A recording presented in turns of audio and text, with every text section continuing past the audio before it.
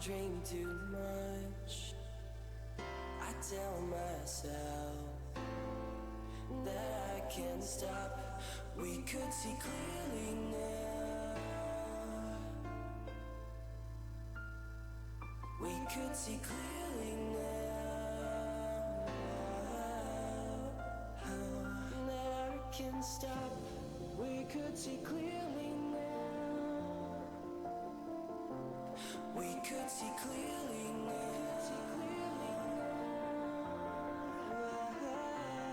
We could see clearly now. Clearly now. Clearly now. We could see clearly now. We could see clearly now.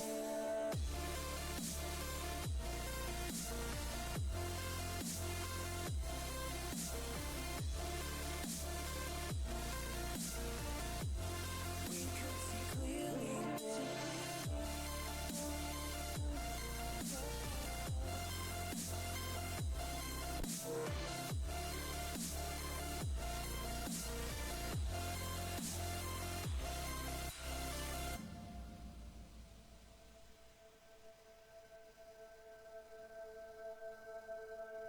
I smoke too much. I drink too much. I tell myself that I can't stop. We could see clearly now. We could see clearly now.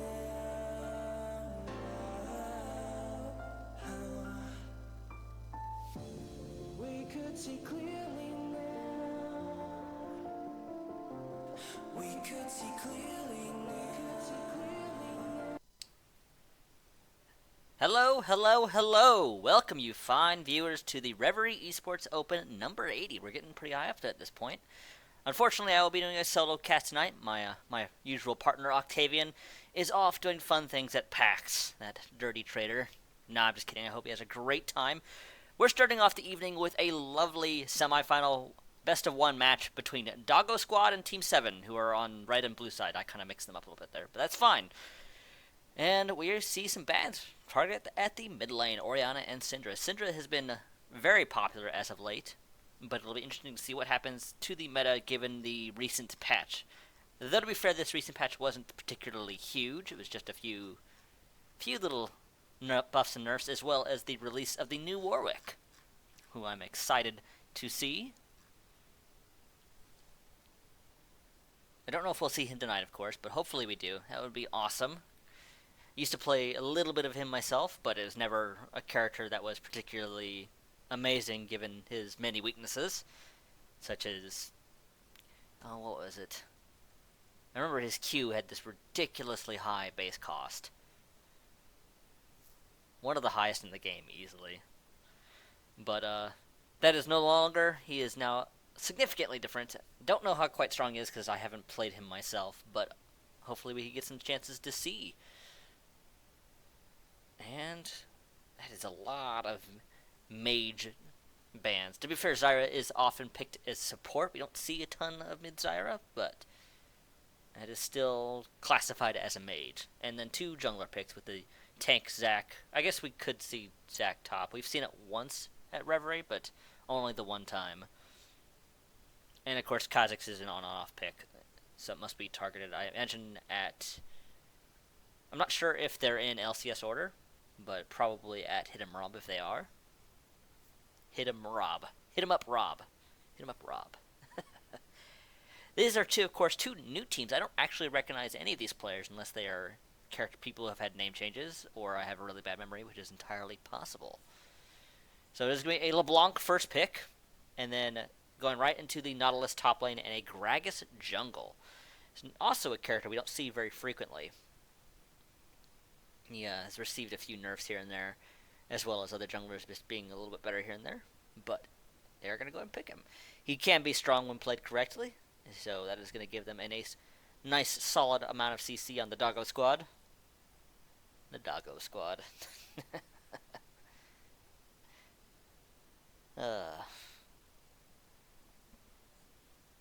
And,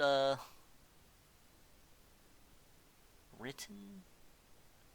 Somebody has a name that looks like it's backwards.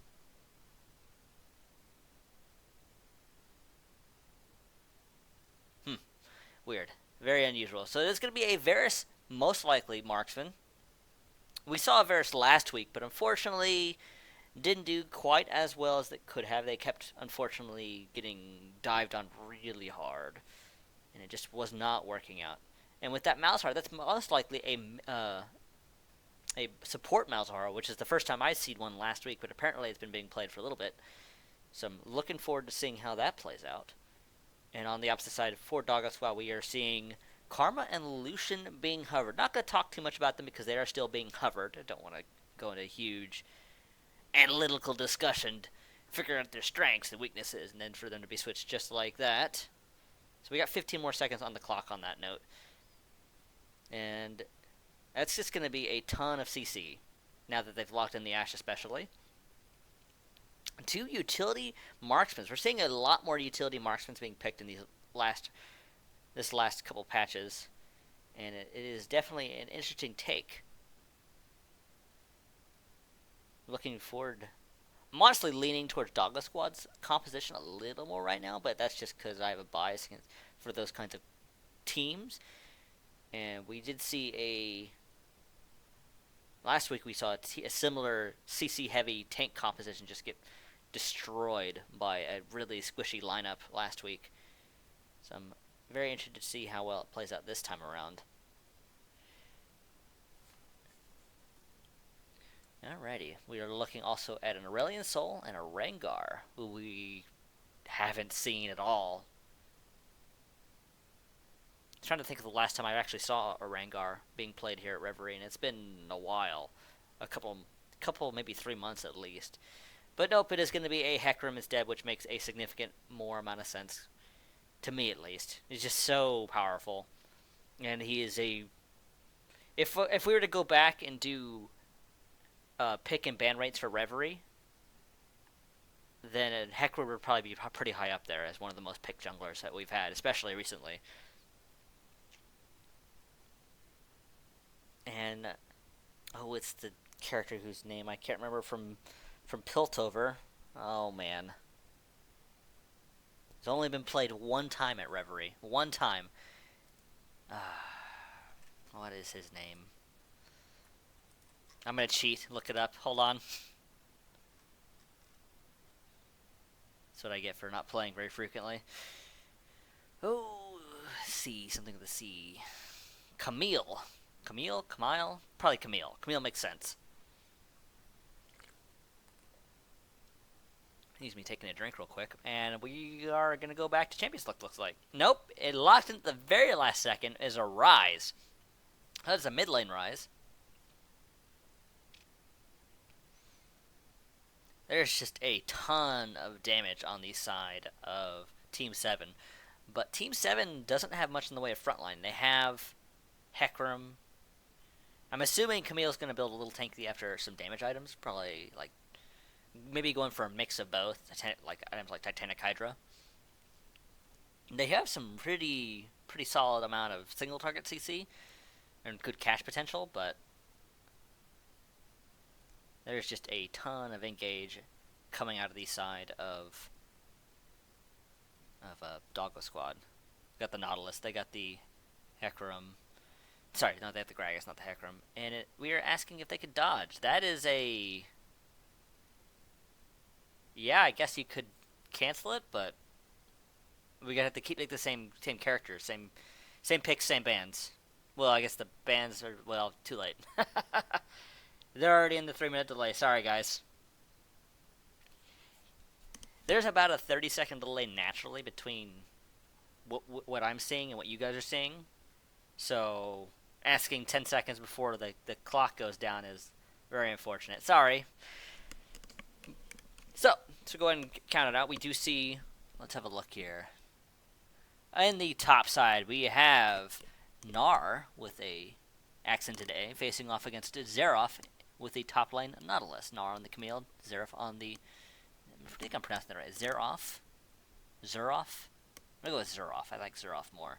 Xeroth on the top lane, Nautilus, facing off against Nars Camille. In the jungle, we have... I'm just going to call him Natir. Natir. Natir it is.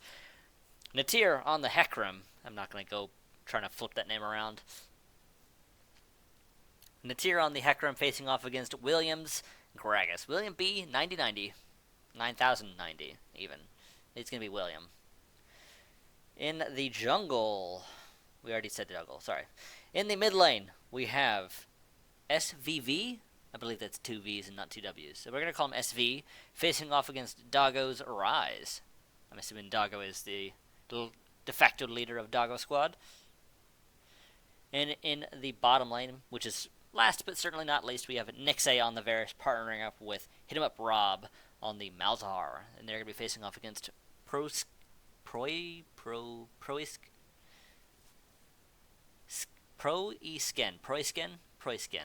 What an unusual name.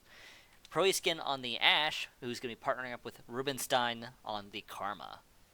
Alrighty then. So we got about a minute left on our delay. We're going to go take a small, tiny commercial break, and once we're in game, then we'll be get ready. We'll be ready to get started. So don't go anywhere, folks. We'll be right back.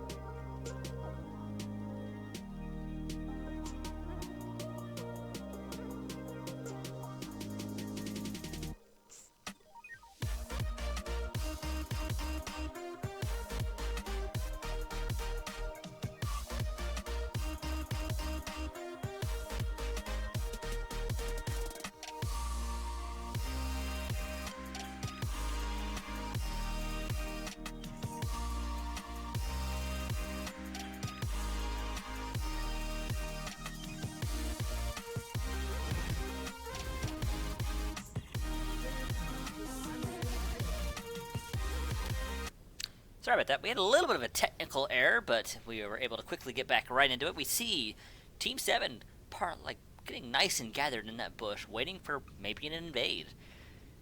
We do see that Doggo Squad has a comp that could possibly get a strong invade. They have a decent amount of CC, but they're not. They're just going to go ahead and play it safe, get gathered up. We see 3 at the blue side, and we see Xeroth on his own. The top side, sitting in the bush. They're not even covering the jungle with wards.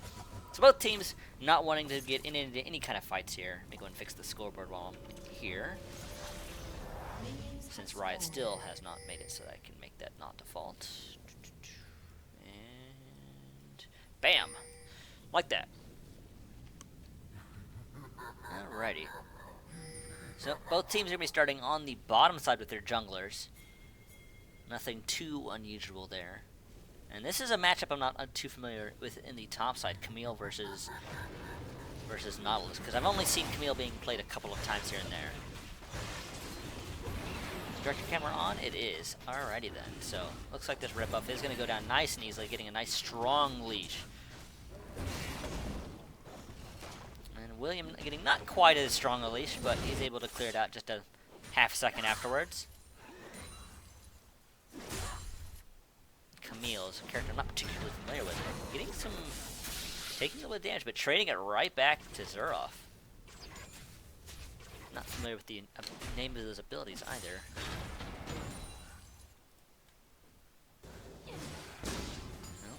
Doggo taking a little bit of damage from SV there. Doing a very nice job.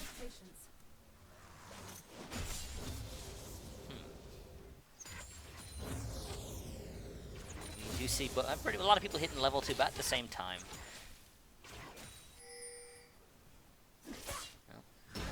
Zerov and Gnar going at it, but Gnar's actually taking a lot of damage there. But he's trading it right back, no problem. I have no idea which way that top side's gonna go. Gnar's out of pots, but Zerov has one more. Once Zerov uses that last corrupting stack, I think it might go his way, but I just don't know for sure.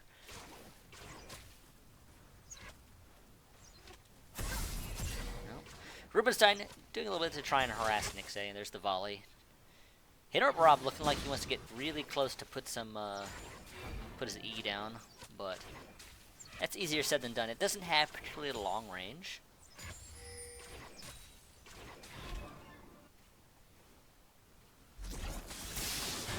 I believe that's called tactical sweep, but I just don't know for sure. I'd have to look up the Wikipedia. Like I said, I've only seen Camille being played once or twice. Nixay getting a bit of damage on the Rubenstein, but the shield was able to block out some of that damage.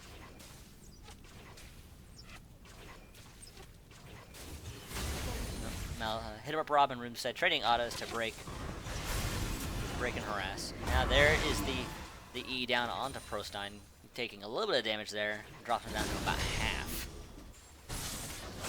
In the mid lane, it looks like SVV is actually putting hurt down to Doggo pretty hard there. He's behind in CS now, and he's losing quite a bit of HP. Both have used one pot, but Doggo definitely still has the noticeably smaller health pool. And currently, we're seeing a very slight lead for Team 7. Oh. And first blood is going to go to SV, getting down that Ignite. But Zerov looks like he's also going to go down. There's a nice solid gank coming out of Natir. His name I keep forgetting, wanting to pronounce it differently. But it looks like Proskine might go down. No, Proskine with the heal and the shield from Rubenstein is able to get out. And Zerov most likely going to be forced to teleport. There's a huge wave being pushed under his turret by Natir and Gnar. Nah, I don't know how to pronounce that exactly. It's got the accent. Nope, William is going to be able to take out that ward pretty easily. Proskine. Get such unusual and interesting names here at Reverie. To be fair, those aren't the most unusual we've seen, to be fair.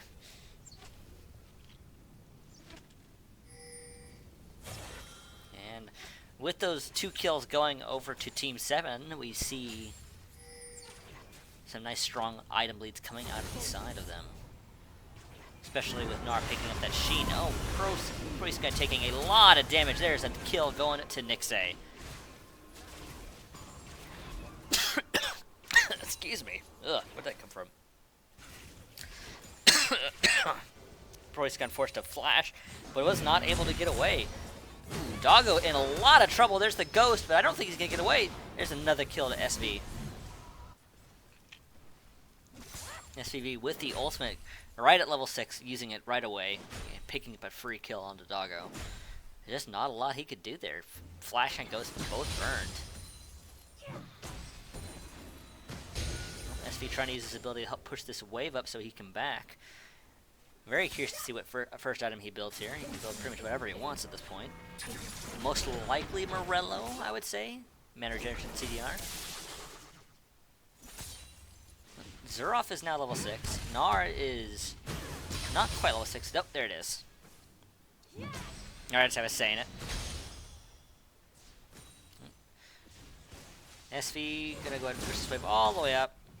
push the next wave into the turret. Hopefully put some pressure on the doggo, who is already under a lot of pressure as is. There's the hook shot. Nope. I believe that's the Hex Tech ultimatum. And Xerath is in a lot of trouble. There's the wall hook, but I don't think he can get away. Nope, there's another hook shot, and Xerath is going to be going down to Gnar.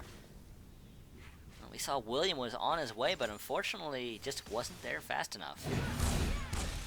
Ooh, Doggo dodging the snare, but he's in a lot of trouble still. There's the ghost coming out of Natir. William's on his way to try and help out, but Doggo's still in a lot of trouble. There is the plant bomb. Oh, SV with the flash over the wall to finish off Doggo. Very bad news for Doggo. And now Proiskun's in a huge amount of trouble. There's the hook shot from Gnar.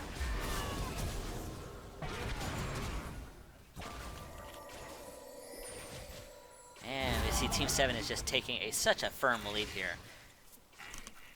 They're all over the map with leads. Bottom, top, and mid are all in the lead pretty significantly.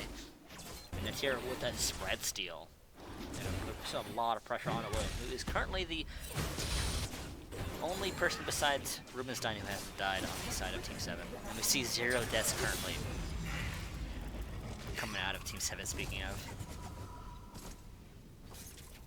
And there's lots of items also coming out of Team 7. SV looking for an ambush. I'm assuming Blue Buff is going to be spawning soon. He's waiting for SV to come out and say hi. But we don't see William anywhere over there. It would be nice if we had some timers to see the buffs, but we don't, unfortunately.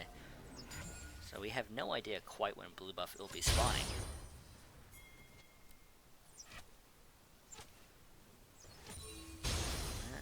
We are finally hitting a small low, but we have a 4k gold lead at 8-9 minutes, which is pretty significant.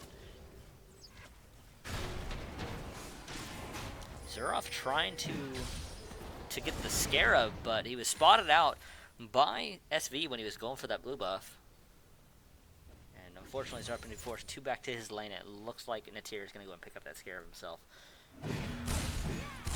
Nope, Doggo once again in a lot of trouble.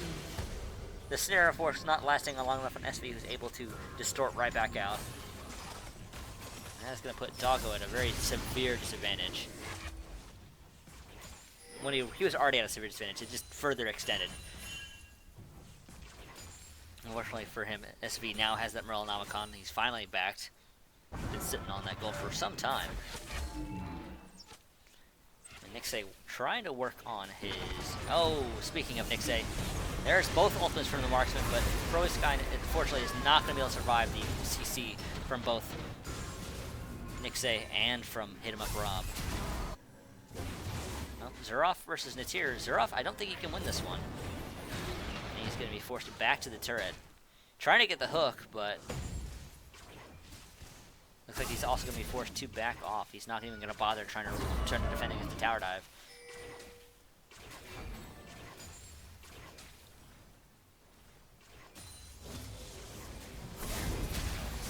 Rubenstein trying to force them back, but he's far enough behind that it doesn't really seem to matter at this point. Both Nixay and him at Rob are going to be hitting away at this turret, trying to get some poke in here and there. But here comes Proiskunn. They might be looking for a fight here. Gnar versus Xerath. Gnar actually taking a bit of free damage there. There is the E down onto Rubenstein. I'm wondering if Gnar is biting up more than he can chew here, but oh, here is SV, here is a dive. It's a 4-man gank on the bot side. There it goes down. Rubenstein, there goes William, and now Proiskunn's most certainly going to be going down, and there it is, double kill for Nixay. And this might be first brick as well. There's the hook shot from Gnar again, getting the stun onto Xerath. Oh, there's the hook, but he hooks a minion. Oh, Gnar might be in trouble. He might be the first kill. He is the first kill. Fortunately for him, he is the first victim going over to Doggo squad. Biting off a little more Nichu. I was kind of suspecting that was the case. That Corrupting Pot and Nautilus's base damage doing work. Zeraf probably happy for that, but that is going to be also first Dragon going over to Team 7. They got first Dragon, first Blood, first Brick. They've extended their lead out to almost 8k gold. SVV is at a 5-0-2 lead.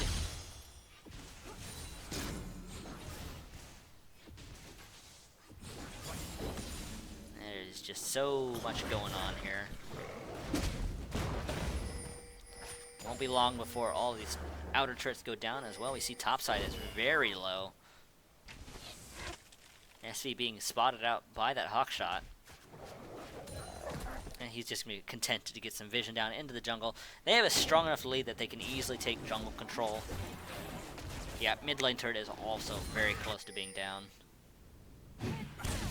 Ooh, SV missing the snare on Rubenstein. Rubenstein able to dodge both of them. Or maybe that's just SV missing. I don't know, I think he tried to dodge the first one. The second one, I think he did. And SV gonna happily take down that ward. But Hitter Up Rob is here to help push with SV. Oh. Here comes Zeraf. Zeraf on to Gnar. Zeraf happily trading some damage back, though. Oh. SV able to get the snare onto Doggo. Doggo could be in a lot of trouble. He is going to be going down. Here comes William, though, trying to get onto him up Rob. And he's able to able to get him with the help of Rubenstein, but Rubenstein is taken down by Nixay. Double kill going to Nixay. Nixay is very dangerous at 6-0-2, and he's only going to get more so.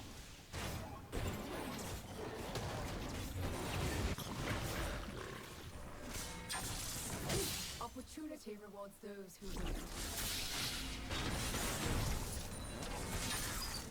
Zeraf and Gnar still going at it, but He will still be wrong. Gnar could be in trouble here. And he is indeed going to be going down. He is the second death to Zeraf. Gnar not quite paying attention to how much damage he can do.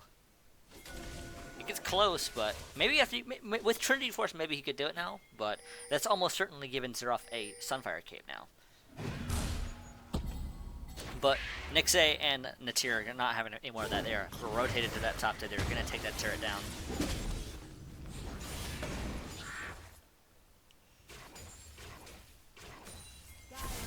Unfortunately for Doggo Squad, there's not much of a light at the end of the tunnel here. If they hadn't gotten so far behind, I think they could have been fine, but they are just at a massive disadvantage.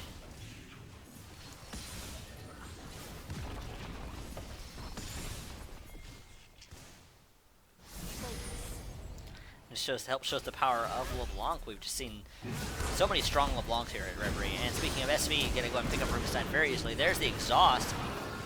Hit up Rob is gonna be going down though. So support for support there. And it's gonna be Rift Herald going over to Team 7.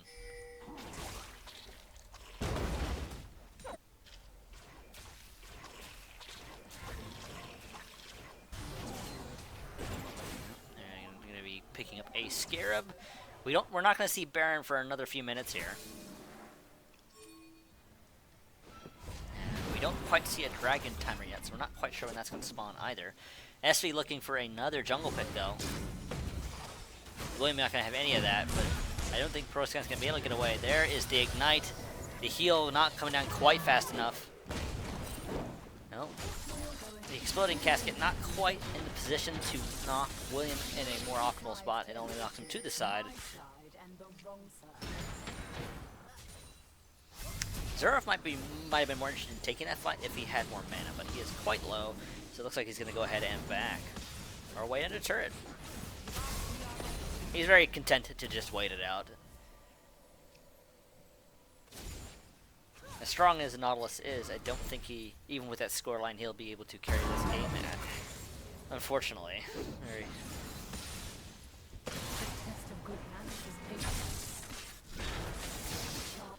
Oh.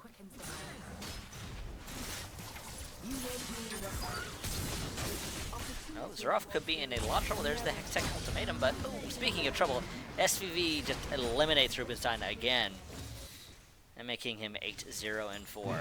This is just utterly terrifying.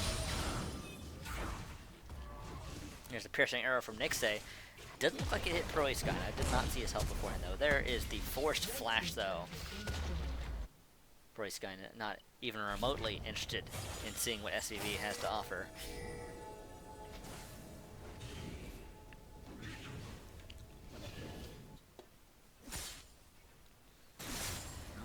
Xerath finally backing, picking up some edge resistance, but it's going to be very interesting to see. William looking for a gank here with Doggo. Gnar could be in trouble. They are going to see William though with that ward. Oh, Proiskind with a really good ultimate onto SV, but SV able to distort right back out. So very close to giving SVV his first death, but unfortunately not quite strong enough. You see Proiskind is so far behind. He's got a mix match build here with the pieces for Runins. Oh, and Rob flashing over the wall. There's the Varus ultimate as well on the Rubenstein. Rubenstein forced to flash. Looks like Doggo is also getting away with flash and ghost. SV's forced to run away. Here comes William to save the day. Oh, that could be SV going down. It is shut down, going over to William, but at the sacrifice of Rubenstein's life, it looks like William is not going to be able to get away. He's not going to give the flare. Knew he wasn't getting out. Oh, Xerath versus Gnar. Hextech Ultimatum coming down. Unfortunately for Xerath, Rubenstein is very powerful in that situation.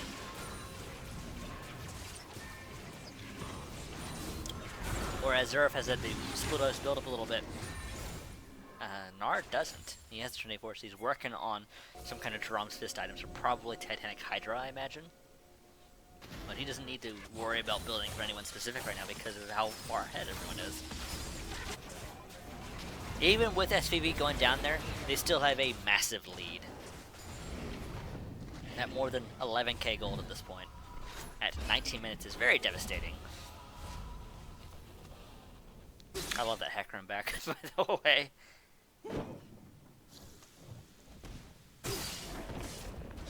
Gnar is just going to continue his split push. Knows he can beat Xerath in a one-on-one if there's no turret involvement.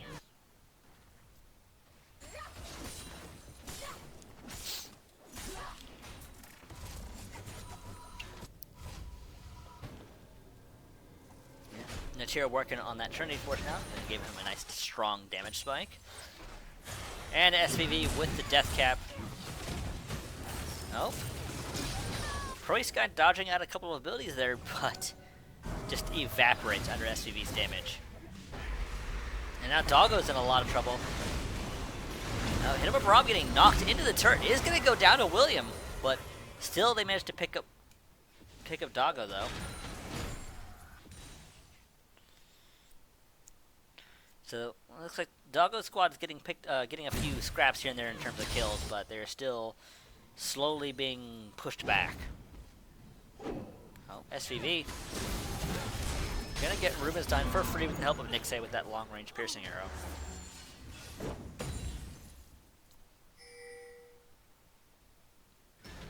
Both Xerath and William are getting quite durable. They have a lot of health now. Oh, Proisky could be a lot of, I said, is in a lot of trouble. It did not have flash quite yet.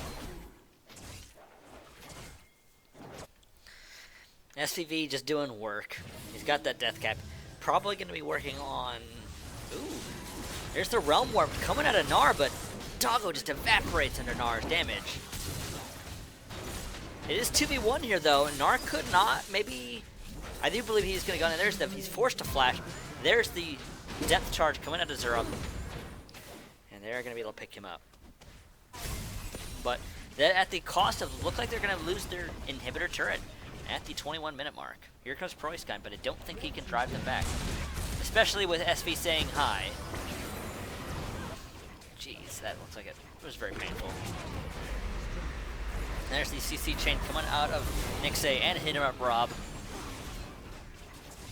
And that is going to be an inhibitor at 22 minutes.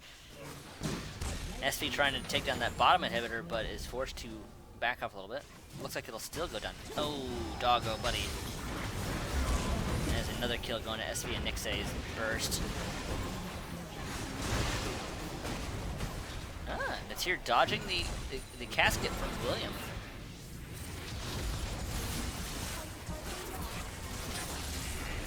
Are trying to take on Zerov, but Zerov is actually quite durable now. Maybe given enough time, he'd definitely get it, and then especially after that. Nixay and SV are on the low end, but they could probably still kill pretty much anyone. Different Rob getting some damage on the Rubenstein. And that is both Nexus turrets down at 23 minutes. Wow, that wasn't even direct. SVV picks up Proiscon very easily there, and it looks like Rubenstein is going to be the next victim. There is the Hextech Ultimatum onto William, and there another kill to SVV. And at 23 minutes, we have a victory going over to Team 7. A valiant effort by Doggo Squad, but just a little too outclassed and looks like most lanes, unfortunately. So on that note, we're going to be moving on to the finals, I imagine. Just give me a second to check out where the bracket is, because I don't have it open, unfortunately, because I was looking at Camille's kit. And reloading. It is going to be, it's Paradigm versus Free Agent Team number 1. This is not, of course, the first time we've seen a Free Agent team in the semifinals or even the finals, but we'll have to see if they can defeat Paradigm. I'm checking to see if I have any of those members on my friends list, because if I do, then I can just spectate and we can immediately watch the next semifinal game. But if I don't, we will be waiting, unfortunately. Unless somebody has somebody on their friends list and they want to friend me, spectate, and then I can spectate about them, but I'm not holding out for any such instance. And unfortunately, I definitely do not have any of these members on my friends list. So while we wait, we are going to be going to a small commercial break, and once the next game, next semifinal ends, we'll get jumping right into the finals. So don't go anywhere, folks. It shouldn't be too long. They should have been going for a little bit at least, and hopefully it won't be too long. So we'll be right back, folks. Don't go anywhere.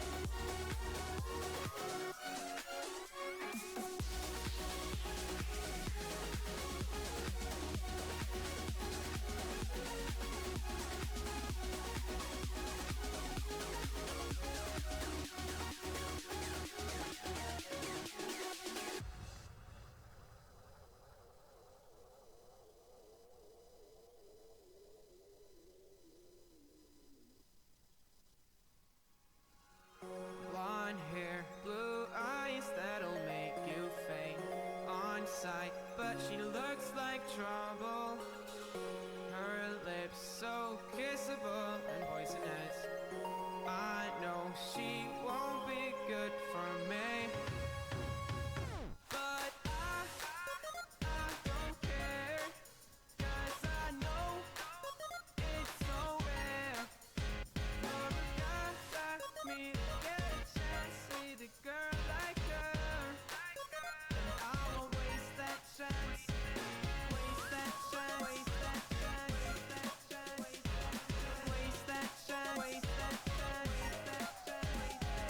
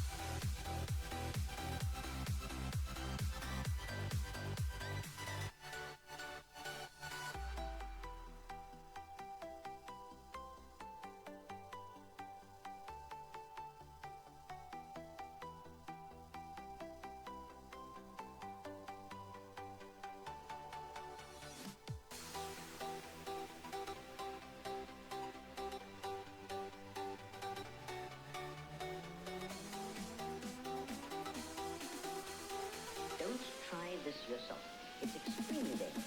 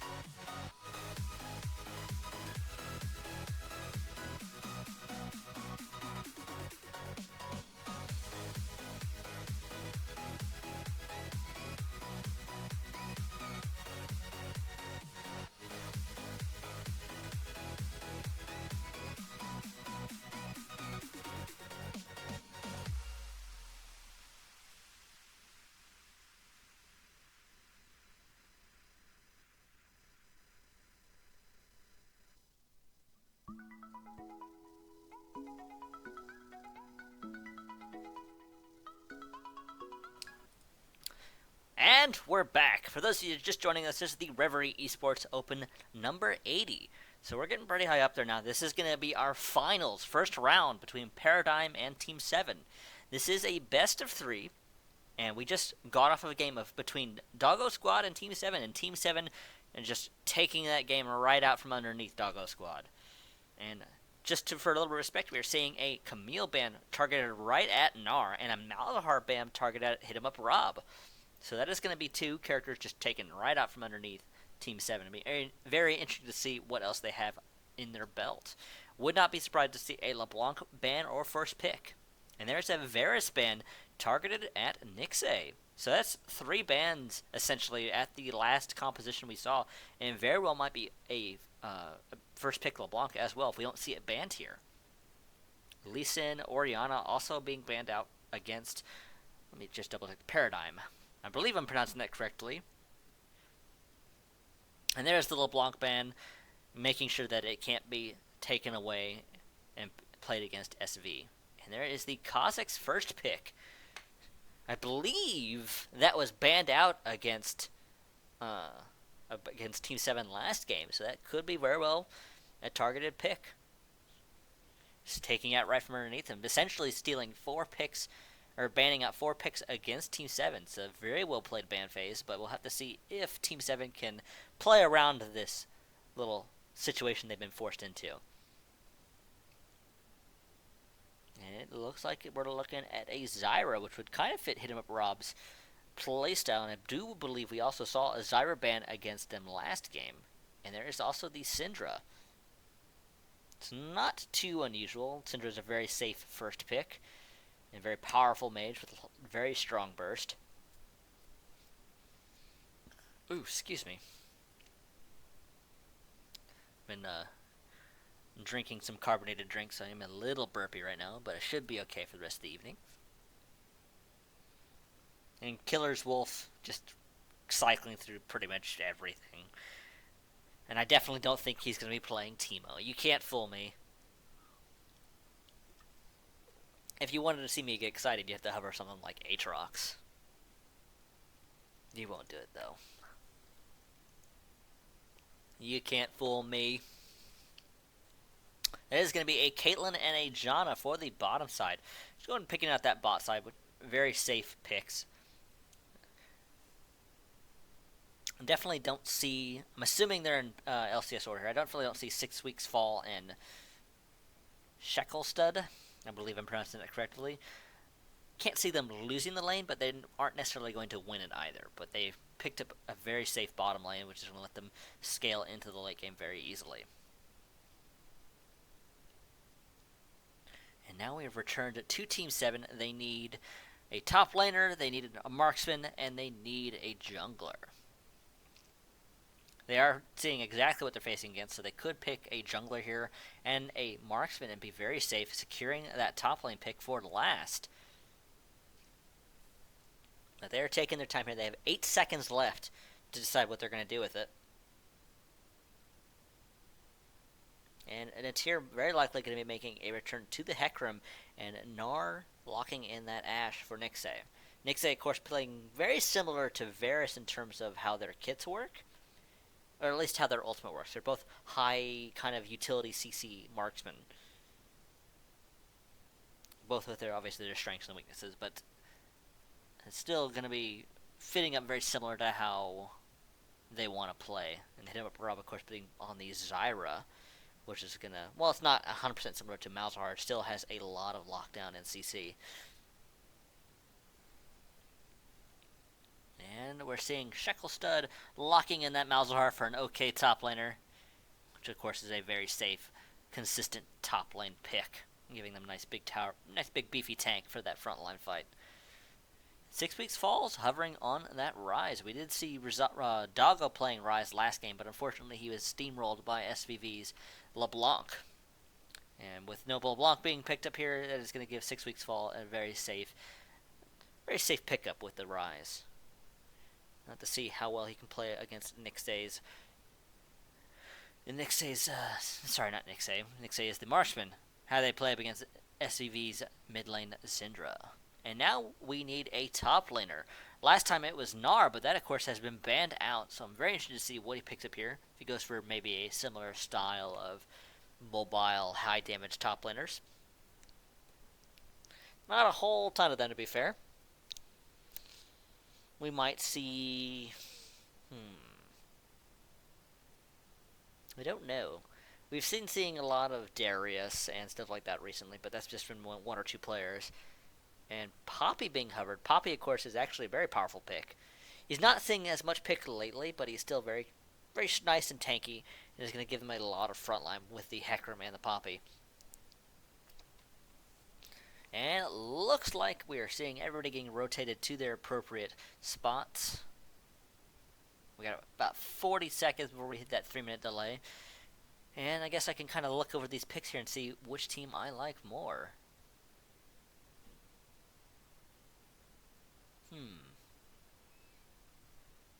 Let's go and do the announcements, I guess, of our little matchups here, and then I can decide afterwards. In the top side, we have an okay top laner on the Maokai off against Gnar's Poppy. Gnar's Poppy, and it's just so weird naming yourself after a champion. In the jungle, we have Titanic Fiddle. A Titanic Fiddle. Like a Titanic Fiddlesticks? Or Titanic Violin? I don't know. But he's a Titanic Fiddle on the Kazakhs, and he'll be facing off against Natir's Hecarim once again.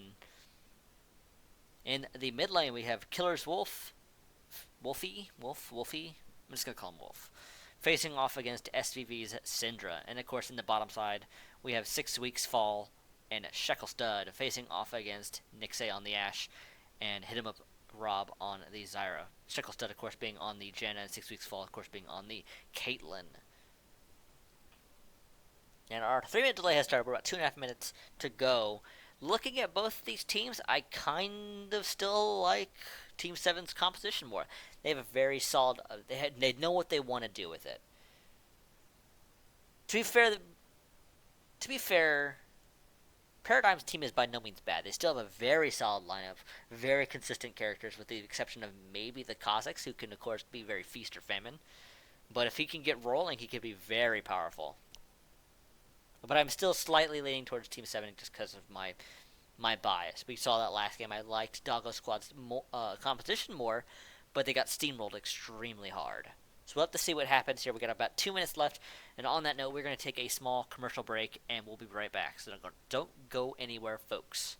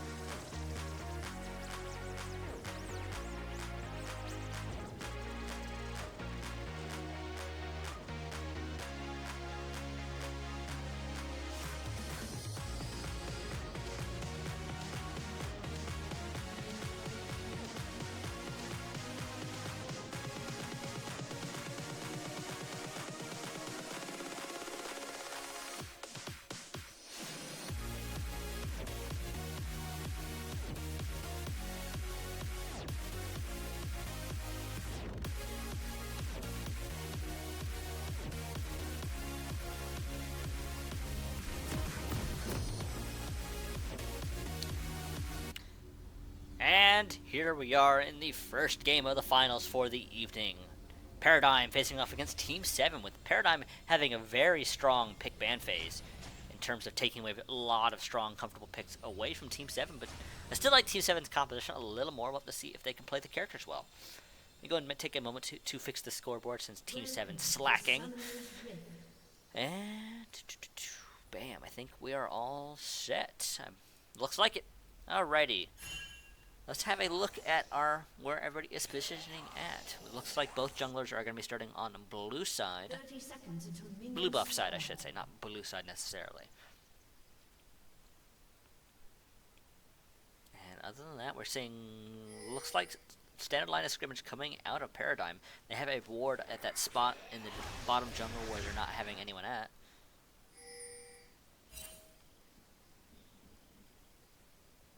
We did see Hit Him Up Rob getting a free little bit of gold there with that auto attack. They've already won. They have a gold lead. Ooh, 6 Weeks Fall taking a lot of damage there. He could be in trouble. There's the shield from Shekelstud. And we did see Hit Him Up Rob trying to get in range to get a little bit more damage in there, but 6 Weeks Fall should be fine. He'll probably be able to regenerate that damage with auto attacks before they take any more additional damage. He's not even going to bother backing because the minions are almost there. Yep, both junglers starting at blue buff. Nixay and Hit Him Up Rob trying to give a nice strong leash to Natir. Getting it very low, and there it is. Titanic Fiddle also not too far behind as well, picking up that blue buff very quickly with the help of that isolation. And OK Slopiner making it just in time, not missing any CS. And OK top laner, love the name. Gnar and OK top laner trading a little bit of damage there. Gnar not coming out quite where he wanted. Probably the difference in items, see OK top laner has opted to take a Thorn's Ring, giving him some AP and consistent mana regeneration. We see 6 Weeks Fall has already regenerated pretty much all of his health.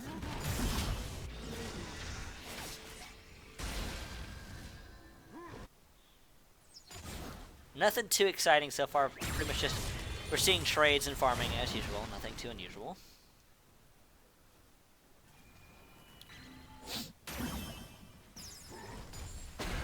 Gnar doing his best to harass out an OK top laner when he can. Killer's Wolf putting a lot of damage onto SCV. Fairly early in the game especially. Seeing SCV is already forced to use one of his pots, putting him at a pretty strong disadvantage to Killer's Wolf, who has 3 biscuits. Ooh, exhaust on a Nixay. Nixay could be in trouble. There's a gank coming from Titanic Fiddle. He does force the flash from Nixay and the exhaust from Hit Him Up Rob. But here comes Natir looking for a kill. 6 Weeks Falls forced to flash, and Titanic Fiddle trying to get away. There's the heal. He doesn't have to use his flash since he already used it actually. So tons of summoners being used from both sides there. Pretty much. Oh my. Okay, Toppiner taking a lot of damage from Gnar. He has a pot left, he's gonna go ahead and pop it. Overall, I'd say his name is pronounced Wolfie. Okay, I'll remember that. I wasn't sure. Killer's Wolfie. I'm just gonna say his name's Wolfie. Too many syllables. Still, though, Wolfie having a nice strong lead. He's already had a chance to back and pick up his tier, so he's going to be stacking that up nice and quickly. Overall, I'd say Team 7 did come out ahead there. Hit Him Up Rob was not forced to use his summoner there, whereas Shekelstud used all of his summoners. And it looks like 6 Weeks Fall is missing some CS, unfortunately. Not much, he's only a little bit behind, but not too much of an insignificant lead. And with no kills, it's hard to say who exactly is winning. Looks like Gnar has the advantage in the top side, getting those nice, strong smashes on the OK top laner's face. I believe it's Hammer Shot, if I remember correctly.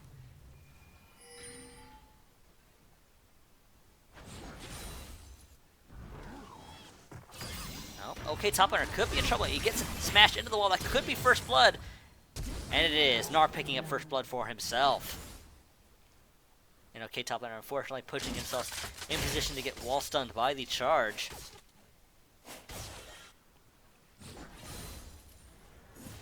Nope. Here comes the tier onto Killer's Wolfie. Wolfie could be in a lot of trouble. He's popping the ghost. There's the flash as well. The Ignite's burning, but he is going to be safe. Nice solid gank from the tier though. SVB maybe with the a little too quick on the Ignite there, but still he's at a strong advantage against Wolfie there. He actually hasn't had a chance to back. He's finally getting to go back here. So we'll probably see some AP coming out of him. Rob looking like he wants to get close to get some poke down. 6 Weeks Fall is going to be able to get that cannon minion. Shekelstud with a nice shield preventing too much damage from going onto 6 Weeks Fall. They're going to go ahead and ward up that tri-bush. Continue to farm. They're only about a wave behind, so they're not doing too bad for themselves.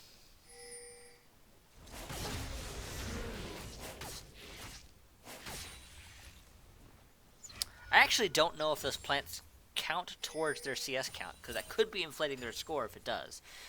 So I'll have to see if it, I'll have to be watching for that next time. Just one of those things I've never really thought about, even though I probably should have.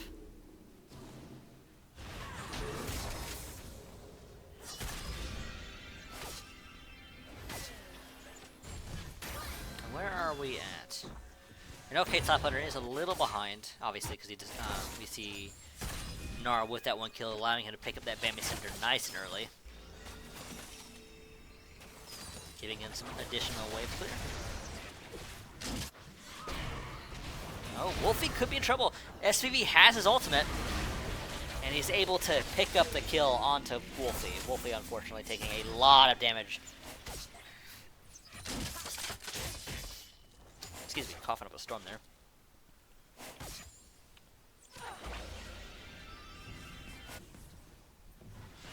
Uh-oh, we have a disconnect from Nixie. There is the pause. And where it looks like we're going to go ahead and take this opportunity to kind of get a feel of where we're at. Currently, Team 7 has the advantage. Both top laners have died one time. And both in one-on-one situations. Wolfie did not have the strong gank from the tier did force out Wolfie's all of his summoners, and SVB didn't have the Ignite, but was still able to pick him up very easily. And an OK top laner, of course, was put in a really bad situation with some poor positioning and did go down to Gnar. Even with the flash, he was not able to get away. To be fair, he also took Gnar's flash as well, but still, a flash for a kill is not necessarily a bad thing. And there is the unpause. We're jumping right back into it. And here we go. No. Titanic Fiddle hitting level 6 is picking up the evolved claws. Going to get some extra DPS and burst. Yeah. Seeing Gnar is forcing an OK top laner to try and farm Undertow. He misses the cannon minion, unfortunately. Doing his best, but it's going to be very difficult. He does miss a decent amount of CS, but he's not too far behind. Actually, he's got the exact same CS as Gnar. Still, though, there is a gold advantage because of the kill, but all things considered, it could be a lot worse. We could see a possible gank here. Gnar's positioning himself so that he forces an OK top laner in a really bad spot. But nope, we see Natira is taking out the golems rather than coming for a possible gank. There is the ward there canceling any vision, so they know it's clear. The snare not quite catching 6 Weeks Fall, but here comes Natir. They're going for a dive. There's the ultimate from an OK top laner. He's doing his best to kite it out. Gnar could go down here. There it is. And now they're trying to take down OK top laner. He does get out with no health. Natir forced to cancel his dive. And while that's happening, Titanic Fiddle soloing the dragon, giving them their first dragon of the game. Killer Wolfie taking quite a bit of damage from some SV there. SV has his Ignite, he has his ultimate. Oh, and he is going to be going down there. Is Titanic Fiddle able to pick up the kill onto SVV, but here comes Gnar doing a lot of damage. Without that isolation, there's just not a whole lot of SVV. Sorry, there's not a whole lot that Titanic Fiddle can do against Gnar there. And OK top laner able to take out that ward while Gnar has no teleport. So that is actually both top laners with no teleport. Nixay taking a lot of damage from 6 weeks fall. 6 weeks fall. Is it falling for 6 weeks straight? Or 6 weeks in the fall? I don't know. Well, an OK top laner and Gnar going at it in the river here. The stun does not quite hit an OK top laner. I have absolutely no idea who's winning here because an OK top laner is running out of mana, but he has a higher health pool. He has the corrupting pot going.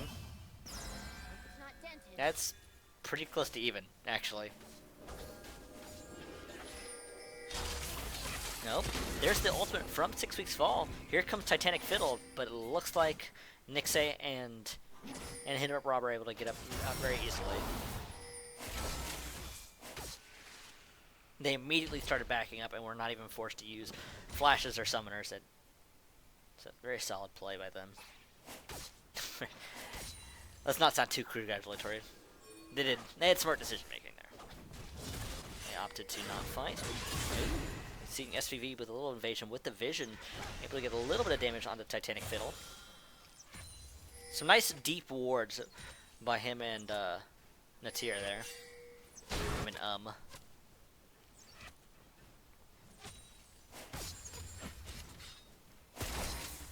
Bottom side for Paradigm is still at a very slight disadvantage. They're still about that one wave behind.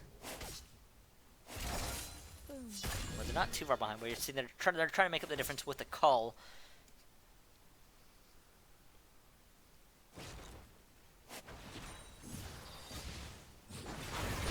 Oh, SVV gonna get a nice strong burst on the killer, on the Wolfie. Wolfie is gonna be able to get away with the help of a shield and speed boost.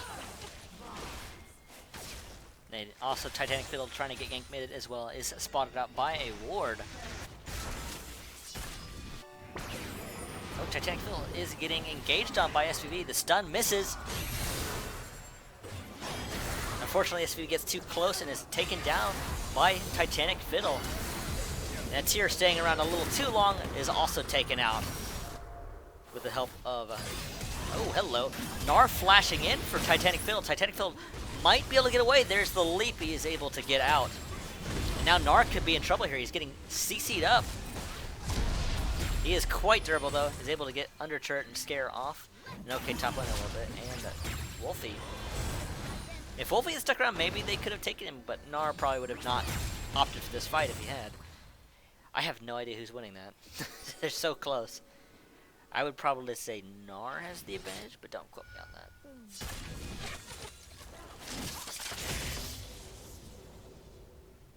Still though, Titanic Fiddle able to pick up 2 kills there, and that is exactly the kind of lead he wants on a character like Kha'Zix. We see him having that Warrior enchantment already, picking up another longsword, and donating blue buff to Wolfie. Wolfie should have a lot easier time surviving now that he has that Megatron cloak, and he's also working on the catalyst to give him his Roa.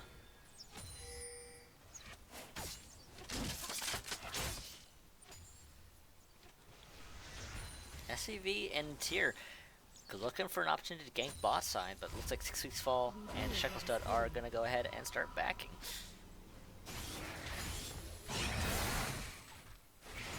Oh, Titanic Fiddle could be in a lot of trouble. With the help of Natir, they're able to take out Titanic Fiddle very easily. Maybe a little bit of a ballsy play by Fiddle to jump at SVV instead of running away. They didn't have the vision, so he didn't see Natir coming up just around the corner as well.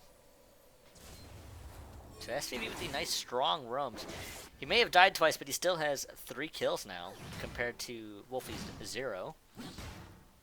No, Wolfie does have the 2 assists to help make up for that.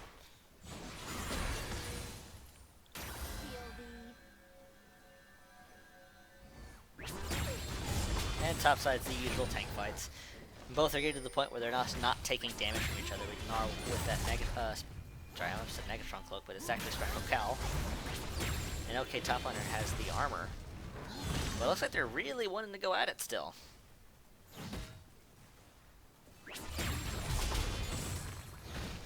And Director Cameron especially likes this because there's apparently not much else going on the map right now.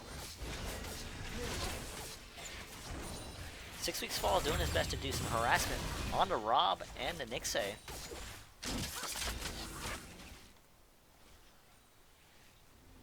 He's got a lot of traps down. It looks like they're going to take out that ward. And once again, Titanic Fiddle is soloing Dragon again. 6 Weeks Fall and Shackleton playing very aggressive, making sure they're in position to help.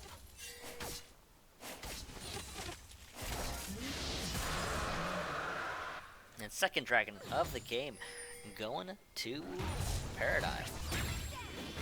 Gnar has the advantage here with health. OK, top laner, of course, backing up. But he still has a very low health pool and has no more corrupting pots. He needs some spells to be cast so he can get a heal with those auto attacks. The heal passive, of course, I've completely forgotten the name now. Ooh. Rob is in trouble. He's going to get picked up by Shackleton, but Shackleton trades his life for that.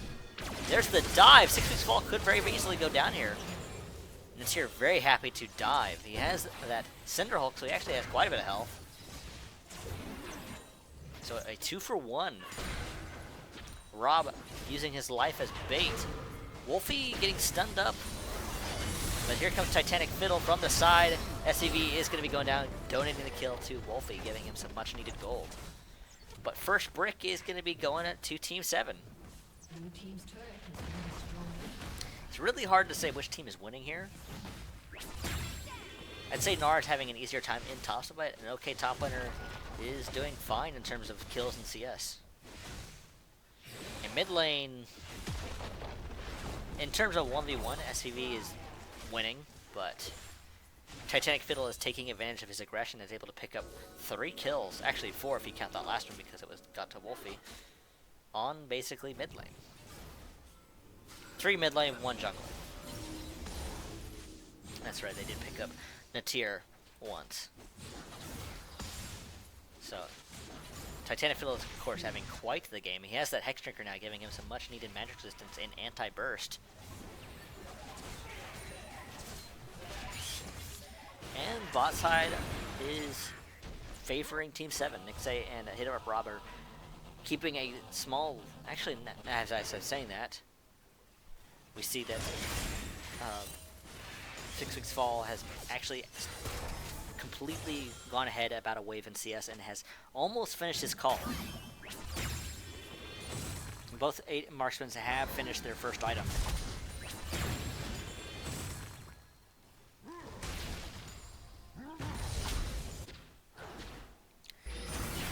Oh, Titanic Fiddle using his ultimate to get the stealth.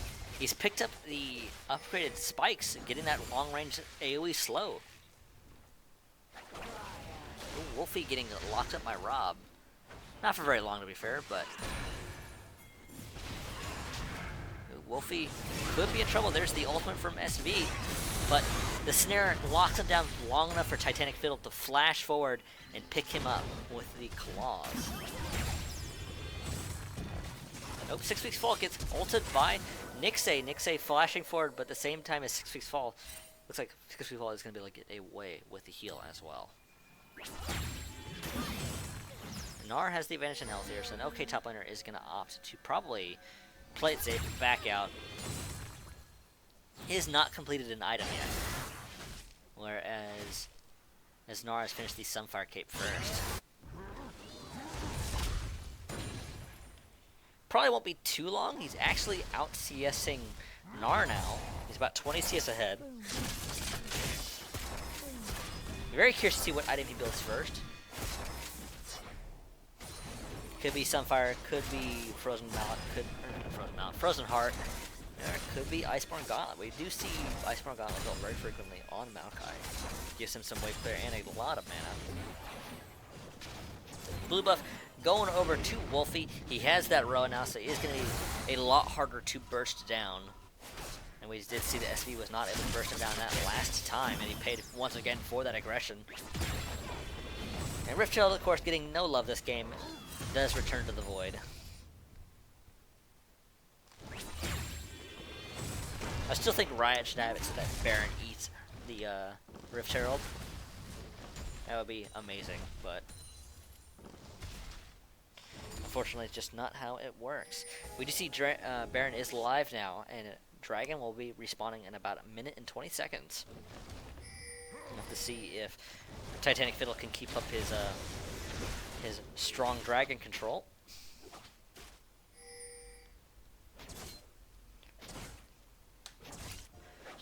It's about even still, with a slight gold lead to Team 7 and a kill lead to Paradigm.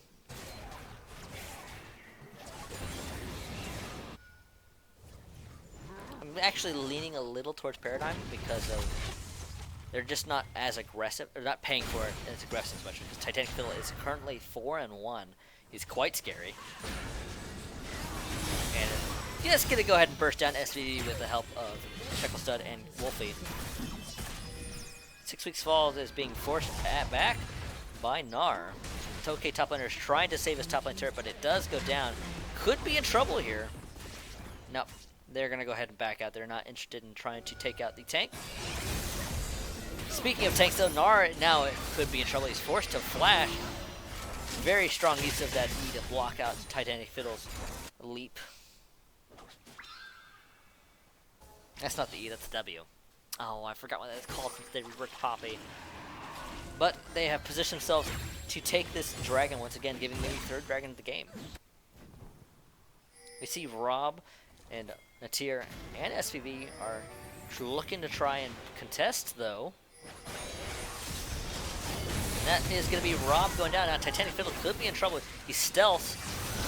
There's the there's the teleport from OK top laner. Natir trying to use the ultimate to get away, but he's getting slowed very significantly. He is going to be going down to 6 Weeks Fall. Now Gnar's in trouble. Gnar getting that shield from the Colossus, but he is going to be going down to Wolfie. Titanic Fiddle is going to be taking down SV. They're giving them the first ace of the game with no deaths. Titanic Fiddle is so very close to dying that Hexdrinker probably saving his life with the magic resistance. Maybe not with a shield because this doesn't look like it's popped. Not sure if it shows those items being on cooldown, but either way, that is going to be a nice, consistent, I'm sorry, not consistent, a nice strong lead being taken by Paradigm. Not much, too many other ways to say that. They got a clean ace with no deaths. They were able to catch out Rob and take him down very quickly, essentially making it a 4v5 instantly. And then from there, they just with a slow snowball. And Fiddle is just only going to get scarier and scarier, especially once he probably gets the wings, I imagine.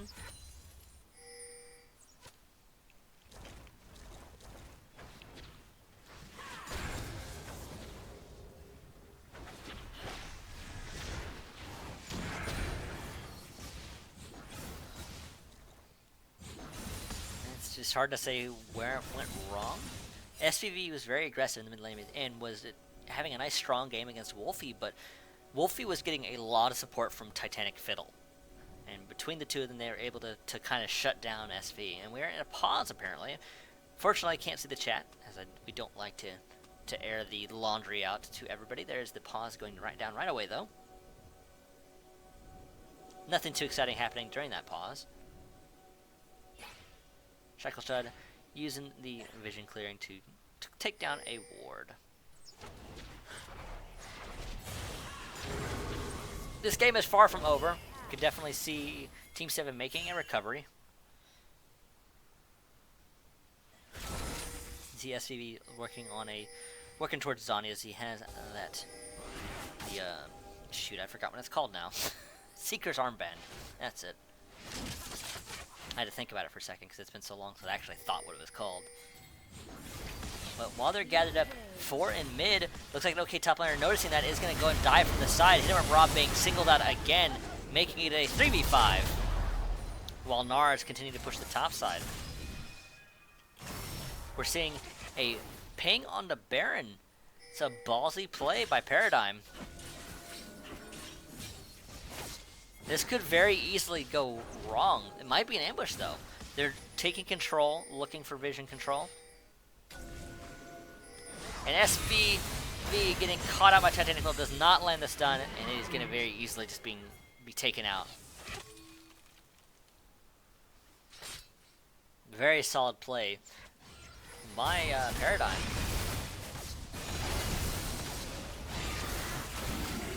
Oh, Gnar looking to use the ultimate to push them away, but unfortunately it doesn't hit anyone. Titanic Fiddle actually taking a lot of damage.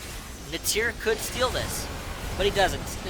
Titanic Fiddle is able to take it out as a lot of burst from the claws and the smite, making it very hard to steal from him.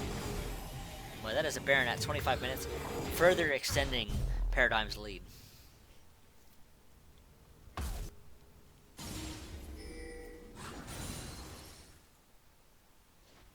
And Wolfie is now going to go ahead and back. Probably going to pick up that Seraph's Embrace. Nope, does not quite have enough gold. Of course, it is Archaegel's death first, but that tier's been up for a while, so it's very likely just going to upgrade right to that Seraph's Embrace.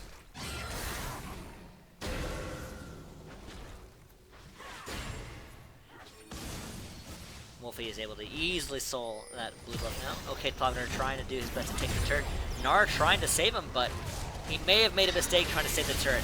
Here comes Titanic Fiddle and Shekel Stud, and I just do not see him getting away from this, even with the flash. And we're seeing a 5-man push on the top side. With that Baron, I don't see this turret lasting for very long.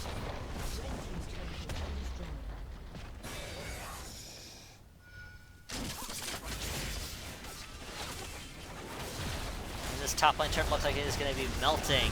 There's the ultimate by Rob, but Rob being locked down by CC, forced to flash. Titanic Fiddle diving on a Nixay, doing a ton of damage. He's able to pick up Nixay very easily. We did see OK top laner just chasing down Rob, making sure he does not get away. Gnar is now going to be respawning. T7, unfortunately, SVB gets dived on and just evaporates under that damage from 6 Feet Fall and Wolfie. And this could be the game. Gnar using that ultimate to try and push away some members, but unfortunately it does not get anyone. And that is game 1. Going to Paradigm. That was very quickly ended. They got that first Baron and pushed right in, and they were able to basically continuously pick people off and always make it less than a 5v5. It's always a 4v5 or a 3v5. And they basically snowballed off that first pick in the mid lane, actually. They were able to pick up Rob, and then from that point on, there was never 5 members up. Very impressive play by Paradigm. Very strong, aggressive play. I'll have to see if Team 7 can make a recovery. They're not going to be in as bad a spot in terms of picks and bans because they're able to have that first pick this time. We'll have to see if they can make this a reverse sweep, because this is a best of 3, of course. And so on that note, we are going to be taking a small break while everybody gets into the lobby. We'll be right back, folks, so don't go anywhere.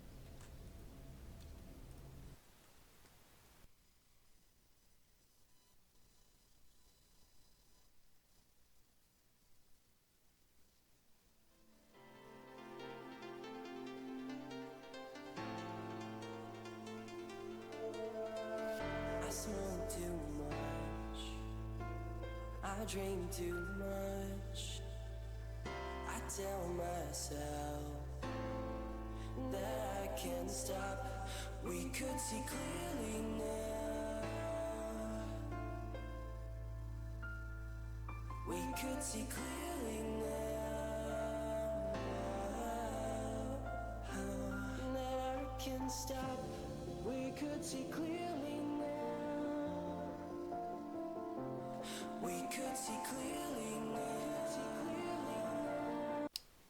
And we're back right into it. Not much of a break. Looks like these guys are ready to go.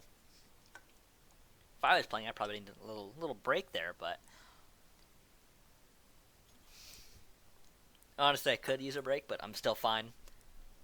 Nope, I got a fly. I missed. Dang. He's hovering around my desk, so I'll have to take care of him sometime in the game. If you hear a slap, that's probably just me trying to kill him. And looking at the bans, not too much is changing here.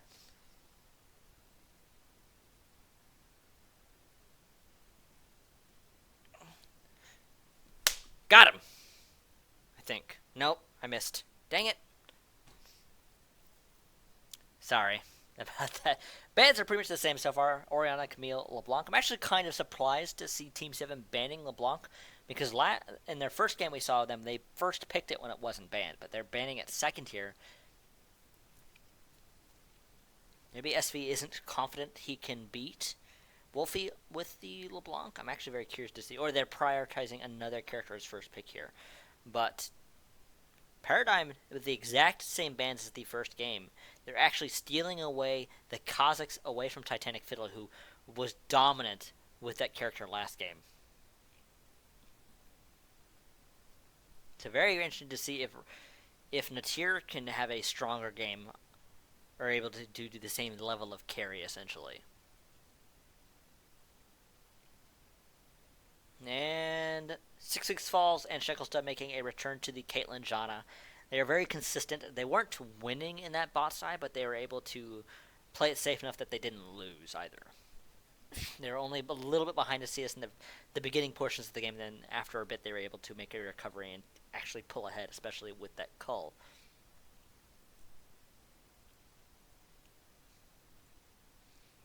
Looks like Natir and Rob are going to be picking the exact same lineup, because Varus and Malzahar are still banned out. They didn't necessarily do bad either. It's just Titanic Fiddle just got way too far ahead on that Kazakhs for them to make much of an impact at the later stages of the game. So nothing wrong with that lineup, but it's very likely we'll see the same thing as before. Nothing too exciting in the bottom side.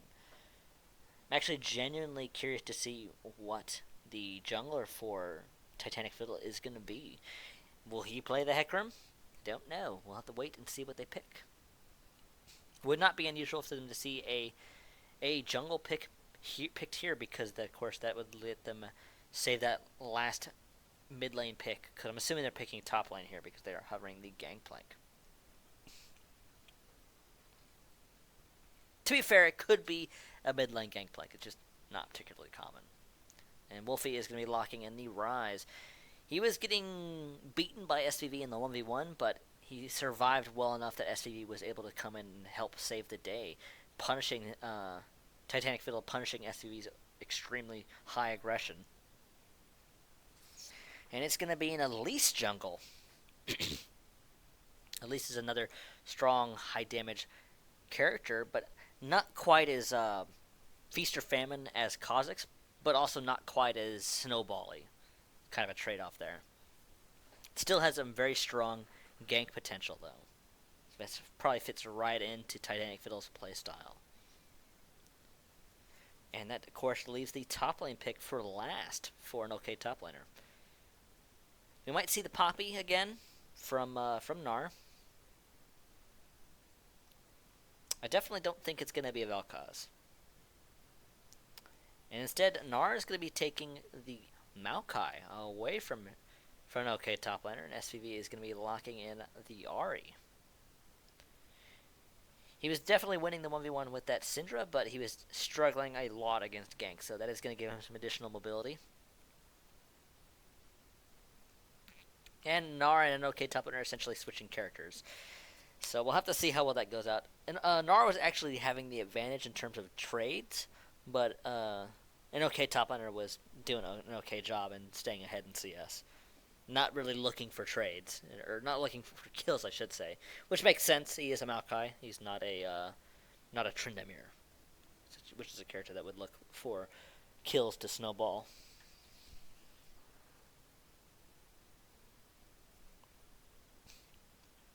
And it looks like we are all settled into the picks that everybody wants. In the top side, we have Gnar on the Maokai facing off against an OK top laner on the Poppy. In the jungle, we have Natir taking away the Kha'Zix from Titanic Fiddle, who is now going to be playing Elise. In the mid lane, we have SCV making a trade over to the Ahri, facing off against Wolfie's Rise once again. And in the bottom lane, we see the exact same picks as last time, which is going to be Nixay on the Ashe, partnering up with Rob on the Zyra, facing off against 6 Weeks Fall on the Caitlyn and Shekelstud on the Janna. And we have entered our 3-minute delay, and on that note, we're going to be taking a small commercial break, and once we're in-game, we'll be going right into it. So don't go anywhere, folks.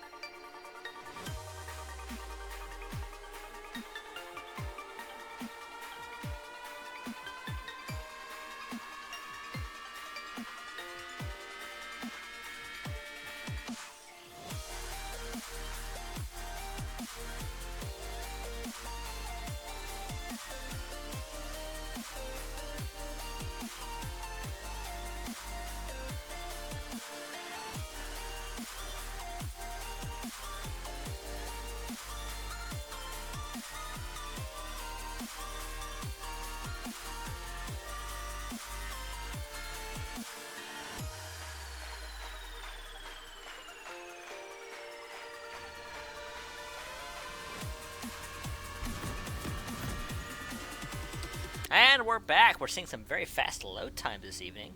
Can't complain, can't complain. And both teams are at the gate and ready to go. Let me take this opportunity to fix this scoreboard. Ooh, excuse me. And it looks like we're all set. Bam. Alright. Both teams going for the line of scrimmage. We see Paradigm getting some vision, making sure they can't get invaded. Now the one key factor here is how is Natir going to do on the Kazakhs? We saw that last game Titanic Fiddle was able to snowball the game out of control with that high damage burst out of his fiddle play, or out of his Kazakhs play, not his fiddle play, because he is the fiddle.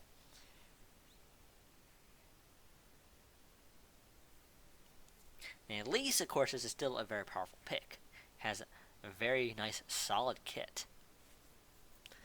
But it's very interesting to see what the changes that Team 7 has made here. See if they can help take them into a Game 3.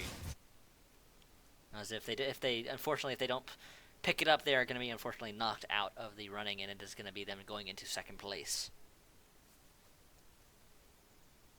And one thing that is worth noting is that Natir made a lot of effort in making sure that they got the first dragons. He was able to solo it very easily, since of course it is a... Not Natir, I'm sorry. That Fiddle was soloing the dragon very easily and giving Paradigm a nice solid lead in terms of the dragons.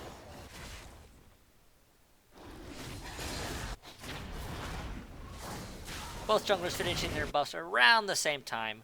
Natir getting a slight lead because of the isolation on the Kazakhs. And of course, we are seeing a reversal in the top lane with an OK Topiner being on the Poppy and Gnar taking the Maokai instead.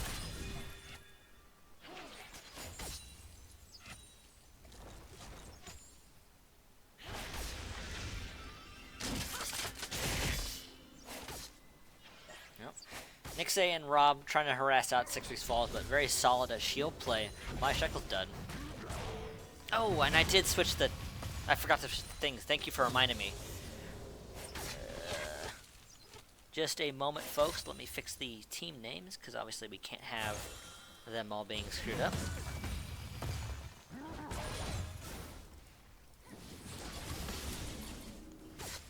I didn't even think about it. Usually I have someone here to remind me, but unfortunately I am by myself this weekend. So, but that is fine.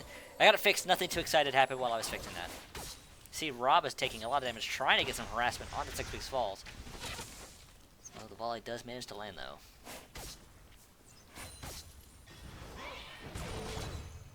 Top lane is going about the same as last game, with both laners trading and taking a lot of damage from each other. Oh. Okay, top laner might be going down here, though. Maybe overestimating himself a little bit, and there's the sapling, the landing, killing him. I don't think I've ever seen the landing sapling actually kill someone before. Oh, and now Natir could be in trouble. Or no, sorry, Titanic Fiddle could be in trouble. He does flash over the wall, though. Sorry, I got them mixed up. But it is going to be Titanic Fiddle going down to Natir. So, Team 7 getting the exact lead they wanted right away.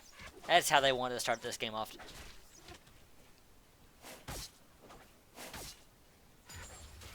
I said Natir was in trouble, but I completely mixed them up because Natir was, I said because Natir wasn't playing Kazakhs last game. Still, though,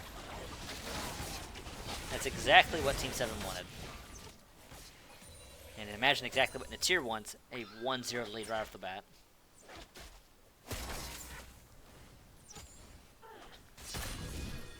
Looks like bottom lane's going about the same as last time, with Nixay and Rob taking a little bit of an advantage, but nothing so massive as that they can't recover.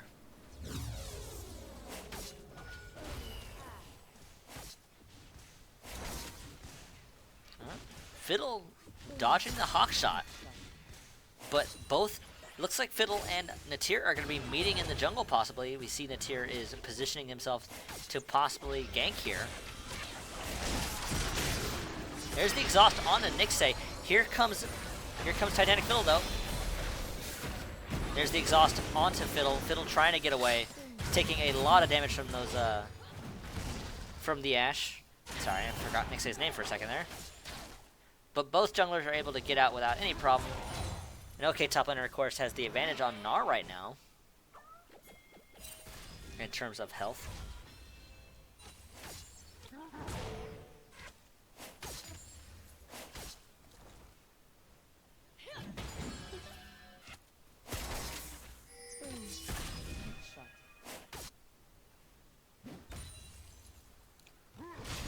Ooh, Gnar getting wall stunned, could be in trouble here. He does have the flash, though. He's happily trading some damage. He's using that last corrupting pot. And okay, top laner those has one more though. And Nar's actually run out. It is no longer running, so he could be in trouble in terms of health here. And okay, top laner has to be careful. He could, if he gets ganked here, he could very easily go down to Natir. Because he does not have the flash.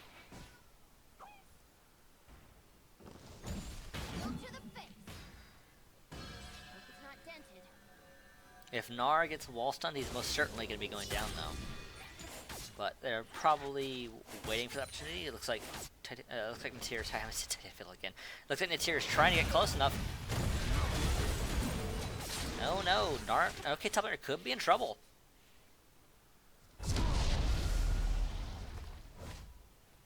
He's going to try him back. Is he going to make it? Oh my gosh! Unfortunately, the backing animation doesn't go quite fast enough. I thought he was going to be okay at first because Natir missed with the rockets, but the animation was still going. Or the wasn't even probably like another 2 seconds left. So very close. But that is going to give Natir another kill. He is quite scary. He's going to have that warrior enchantment probably during his next back since he just bought the Warhammer.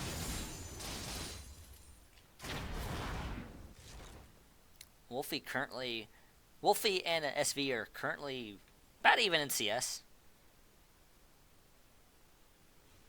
Neither of them have a particular advantage here currently in that mid lane. But still though, we're seeing a massive advantage going over to Natir. Natir could be very scary as this game continues. Oh, SV trying to get the jump on the Titanic Fiddle here. Fiddle trying to dodge the charge. He does dodge it.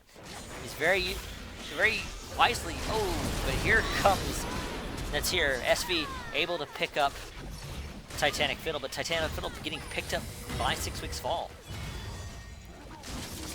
Well, so Rob getting snared up. Okay, top laner and Gnar are creating damage, making sure that neither can teleport to the fight. Because the director camera was kind of all over the place either, I have absolutely no idea who won. So far, it looks even. Was Rob forced to use Summoner's Rider? He was forced to flash away from Wolfie.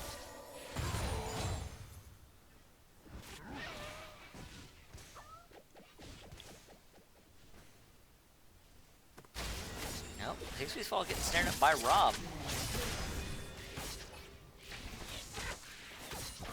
Oh, that's an opportunity to see if the plants can give a CS counter to person who kills him, but surely they don't.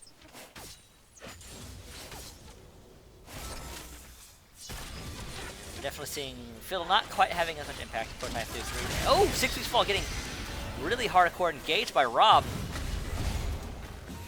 And Gnar could be in trouble here, but here comes Natir to save the day, forcing the flash. Fiddle's trying to pick up. Oh, he does manage to pick up Gnar there, but Natir forcing an okay top laner away as a 1-for-1 in the top side. Rob, of course, not quite able to pick up 6 Weeks Fall. And we're seeing Natir forcing away an okay top laner to back to base. Ooh, Wolfie getting charmed up by SV. But Wolfie not afraid to trade the damage back, though he takes a bit more than he probably wanted there. Eating that full Q.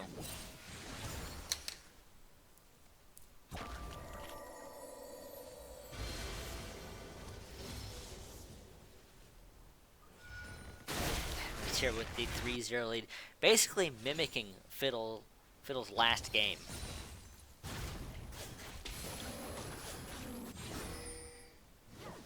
It is currently 5-2.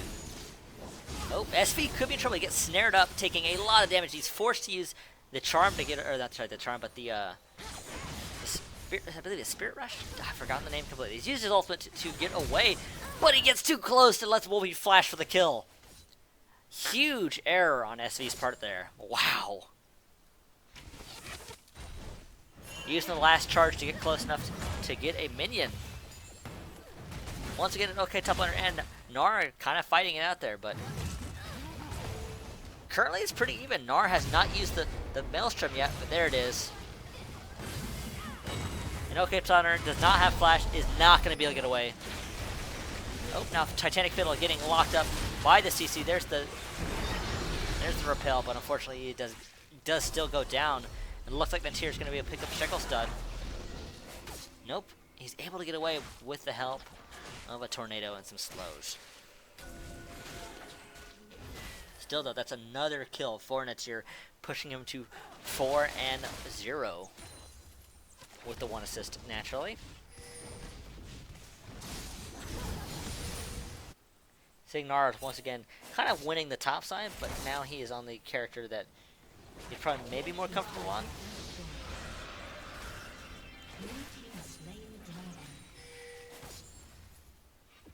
And that is first dragon of the game, this time being picked up by Team 7.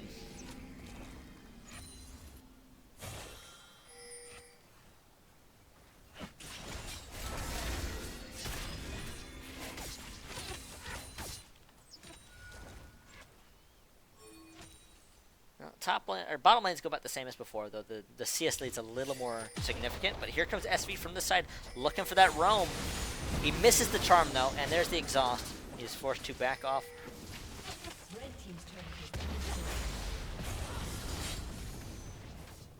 And that is going to be first. Actually, they've already had first brick for some time in the top side. So Team 7 with a nice firm lead, 4K lead at 12 minutes. It's about the same. And that's what I suspected, that the plants didn't count, because that would make no sense. But I just wasn't sure, because I've never really thought about it. But it's nice to have that confirmed that is indeed the case. So I can stop thinking about it, because it's just one of those things that would bug me. Wolfie, of course, is still having a pretty strong game in that mid lane. Despite the roam, though, he's not that far ahead in CS.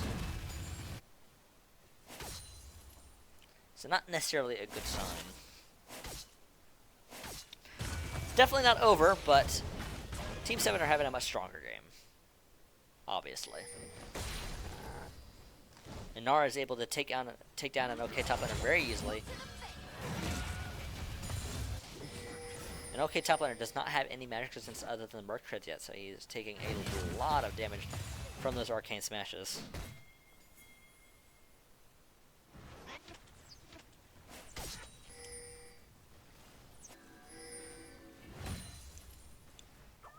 Both top laners have their...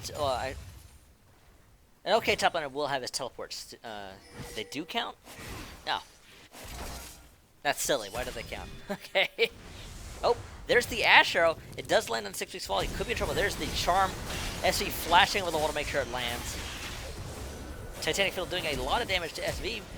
But there's the repel. He's able to dodge any additional damage. But SV maybe making an error here? Nope. The Monsoon not able to save 6 weeks fall or Titanic Fiddle. And that further extends Team 7's lead out.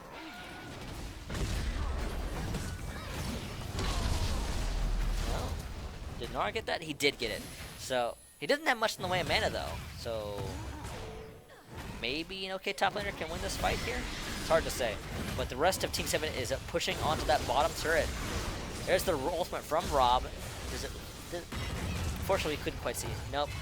Gnar is going to be able to take down an OK top laner. There's the flash. Ooh. Wolfie able to pick up SV there. And as well as taking that 2-2 turret. Here comes the Realm Warp. And they're able to pick up Nixie with the Realm Warp from Wolfie. Forcing... I can't quite see who flashed there. Looks like they forced Rob's flash. Yes, they did. And Natir able to get away without using any flash. He has those boots, able to walk very quickly. And of course he has the leap.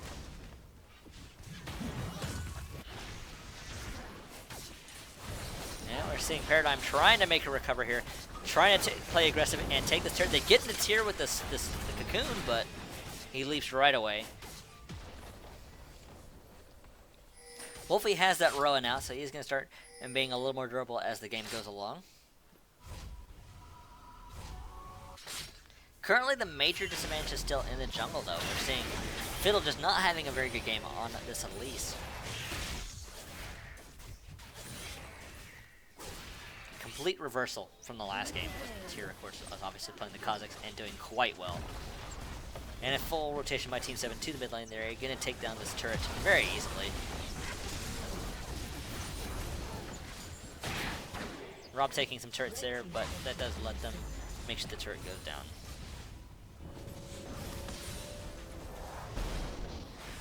Fiddle just has no health pool, so he's just so squishy.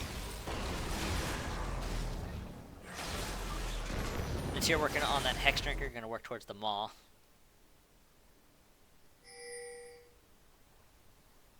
Actually, with that Dirk, I don't know. I was thinking of Maw when it was built from Dirk, but it doesn't build from Dirk anymore. I do believe. Still, though, he has the pieces for a Hex Drinker, which is a wise decision, given that Wolfie is doing quite well.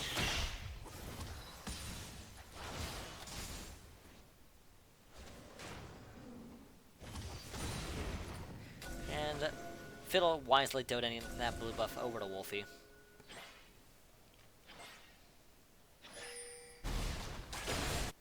And Rift Herald is going to be taken by Natir.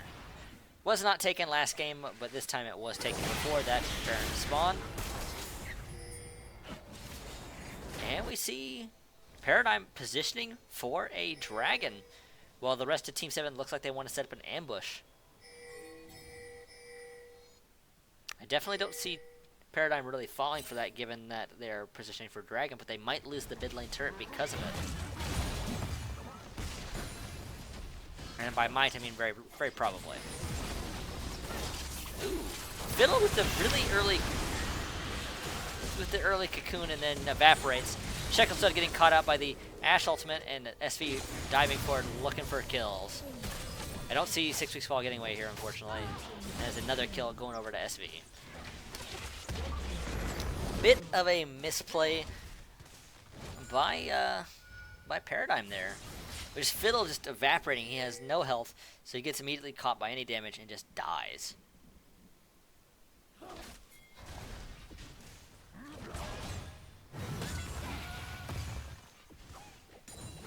And of course the cocoon was a little wild there. And they positioned for that dragon, but unfortunately Team 7 is going to be picking up the next dragon.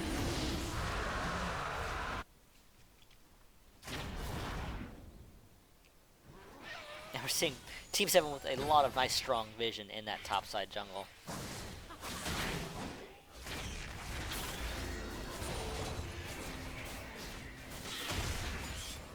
Technically going to happily take whatever jungle camps he can.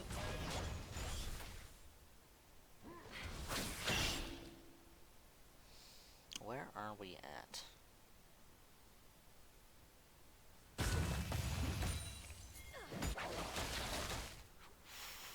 Well, at 19 minutes, we have about a 7-8k gold lead.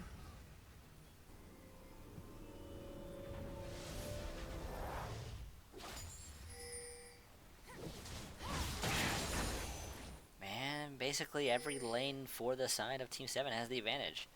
It's not as apparent. Oh, there's the Ashe ultimate. They're able to catch out Titanic. There's the repel, but he cannot get away. He's forced to flash, but SV has more. Ooh! Blasting Cone.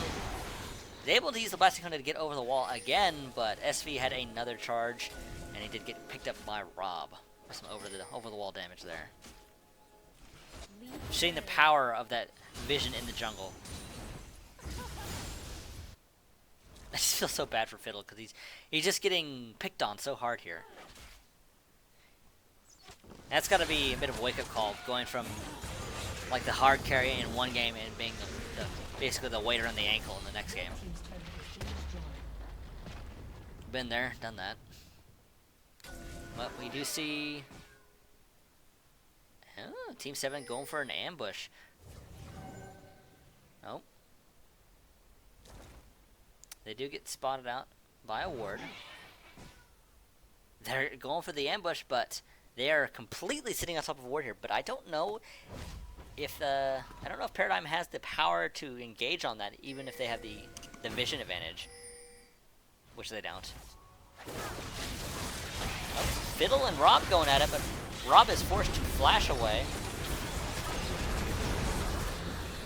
But here comes the tier, using his own strength to push forward, forcing the flash from... I actually don't know if anyone actually forced 6 weeks false flash. So, still, even with the proactive play from Paradigm, they were still able to not get a kill there. They were actually forced to. They lost Fiddle once again, who's now 1-8, and we have a little bit of a disconnect here. It looks like Nar might be having some issues. Let's take an opportunity to look at the state of the game here. We're seeing a possible Baron. And let's look at items here. Nar just has the item advantage naturally. He has the Spirit Visage. He has the Sunfire Cape. He has the 2-kill, 2-assist lead over an OK top laner who's just sitting on that Spirit Visage and the Bammy Sender. Doesn't have that Sunfire completed yet.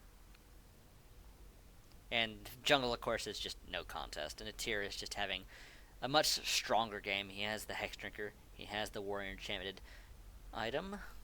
And he's working on another strong damage item. He has the 2 longswords and the Serrated Dirk. Whereas Titanic Fiddle only has the Runic Echoes for an item, basically. And looks like he's working on some kind of health item. But that could be Rylai's. It could be... I guess it could be Dead Man's Play, but I just don't think that's likely. Rylai's would make sense. It does fit into the kit, but it might be too little too late. He's just so far behind. In mid lane, we have SV, who, while was losing against Wolfie, is managed to pick up 3 kills and 4 assists. He's doing quite well with his map roam. But he has the Luden's Echo and the Morello. That is going to let him do quite a bit of damage. Wolfie with the Roa, and working on an Archangel Staff, which will, of course, build into the Seraph Embrace. In the bottom lane, once again, we're seeing a bit of that reversal. We're seeing 6-6 Falls made a recovery in the CS, and actually extended his lead over Nixay, but Nixay is 2-1-6 now, using his ultimate quite frequently and quite well. Managed to land a bunch of long-range, mid-range stuns, securing kills for his team. Whereas 6-6 Falls is at that point where he's starting to fall off. He's only got the Runaan's Hurricane. He does not have a completed Infinity Edge yet, so he's just not doing the damage he wants currently. And we're just seeing Rob is having a really strong game. He's not getting picked on as much. He's not getting bursted. He's almost died a couple of times, but he's managed to get it every time, having that flash up at the right moments. And Shekelstud has doing pretty decent job. We've seen he's able to get lots of shields down, mitigating lots of damage, but there's not much he can do with this kind of disadvantage.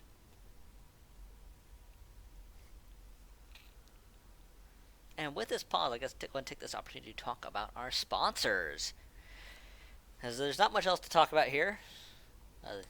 There's only so much more I can say. Team 7 has the advantage. We're going to be going to a Game 3 probably. Most likely. Very likely. Our sponsors are Battlefly, which is the website we use to kind of run our tournaments. If you play this tournament, naturally you know about that. Of course, you had to sign up through Battlefly to get into our tournaments. There's also Law History app, which is a phone application for iPhone and Android. And I do agree that Jen has done very well considering the matchup. By no means has bottom lane been the detriment here. It gets gone the same way. We saw Nixay and Rob taking the advantage in CS in the early game, but 6-6 Fall and Shekelstud making a recovery well into the mid game in terms of the CS. But they didn't win, they didn't lose, basically. But it's just, Natir is just dominating currently. Law History app. It's basically a summoner lookup tool for your phone. So it functions just like Law King or op.gg. And, so basically you can meet somebody in real life. Hey, you play League 2? What's your summoner? Oh, you're a Shaco main. I'm sorry, we can't be friends. I do that joke every week. I'm sorry. And then there's another one whose name I can't remember. trying to remember if we have 3 or 4 sponsors, because I'm going to go with the one I know for sure we have, which is Vibby. Vibby is not quite as well known, but they are a platform online that allows you to make highlight videos without downloading any additional software. You just go to the website, you plug in a video, and you can chop out the bits you want and create a highlight reel. It's very easy to use, very simple to use. This is what we use to create our own highlight reels. And on that note, I think that's it, because I'm pretty positive we don't have any more, which I'm going to go ahead and cheat and look at our website, because I should know this off the top of my head, but I don't. Which, of course, our website is reverieesports.com. You're more than welcome to go there. We have articles, we have our highlight reels there, we have polls, and our partners are... Yep, that's it. I was right. I'm happy I didn't forget a 4th non-existent sponsor.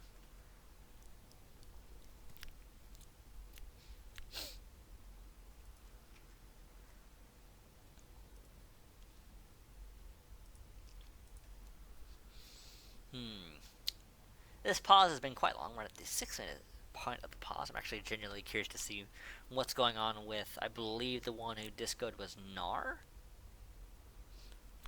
But that would mean turning on chat, and we typically don't do that.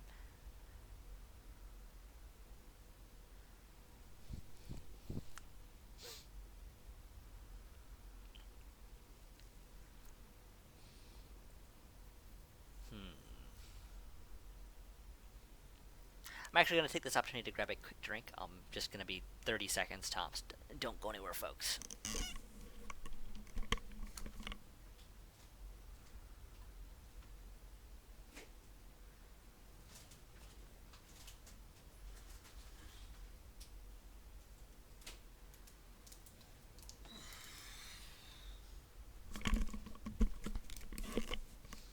There we go.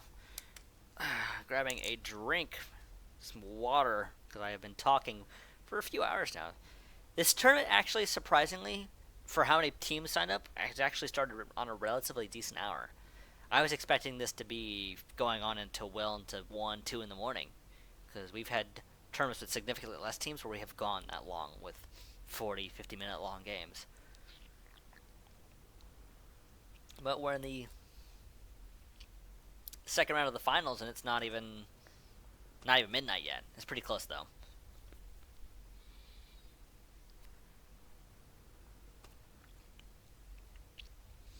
And it's hard to say what No Kid Topliner wanted to do, because he played the Maokai in the last game and did decent. Wasn't amazing, but wasn't bad either. But it's very interesting to think about what if he played something else. But obviously he's going for what his team needs and not necessarily what it wants to play. But we're seeing that aggression kind of pay the price, because Gnar is just kind of pooping all over him right now.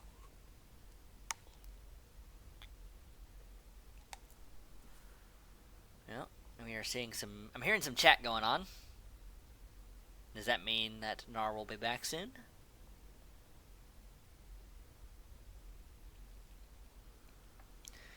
We are seeing a potential Baron play. My Team 7 here. There it is! Gnar has returned!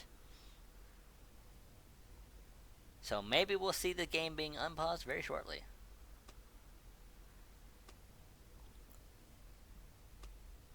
That is true. He did pay for his aggression by giving away that kill very early. And here we are. The play is resuming.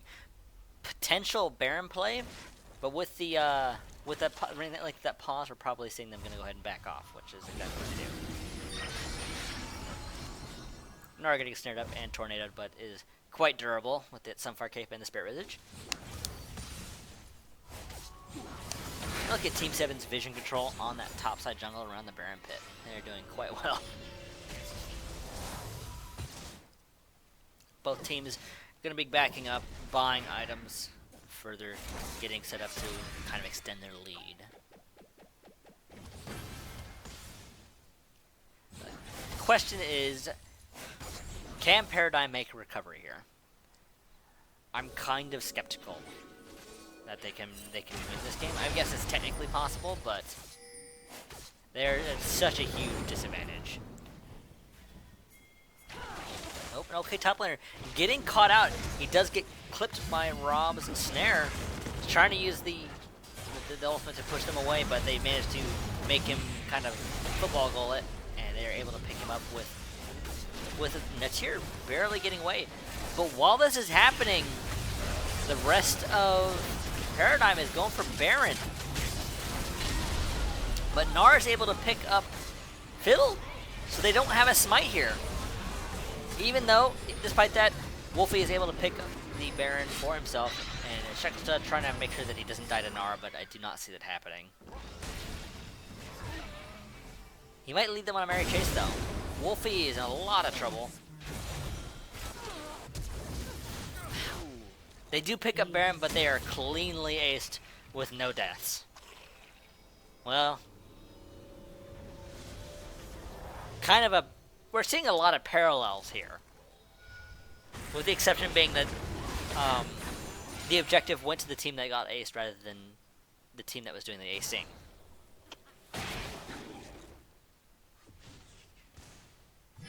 These games have basically gone about the same in terms of how it's all played out. With very, very, of course, minor things diverging from each other. Ooh, and okay, top laner once again getting possibly caught out. Rob eating Cocoon in a little bit of damage, but he's not afraid.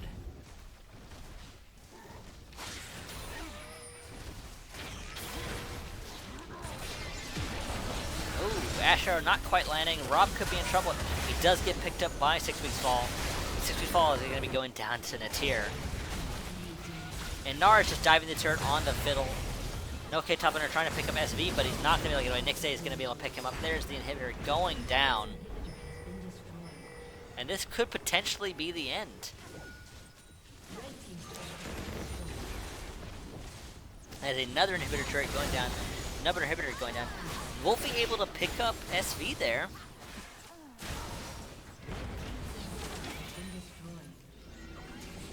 Wolfie's having a very strong game for himself, but unfortunately, it's just not much he can do here.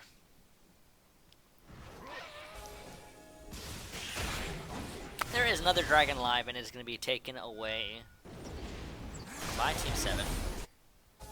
No contest.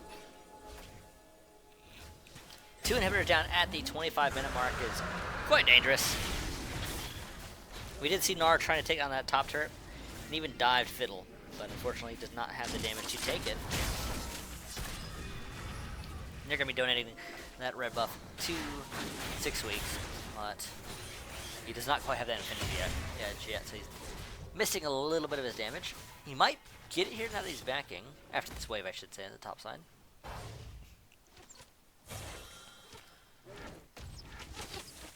And this game could very well end on this next push by Team 7.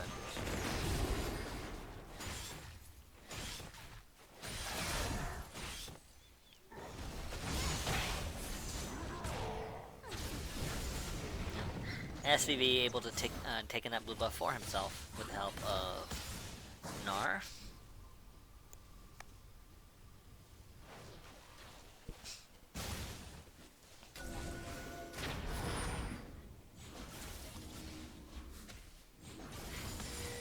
Things have slowed down a lot, but we might see a bit of an explosion here. We see the Team 7 rotating fully to the top side. It is the only outer turret left. SV taking a lot of damage though. Gnar is able to block out the Caitlyn ultimate.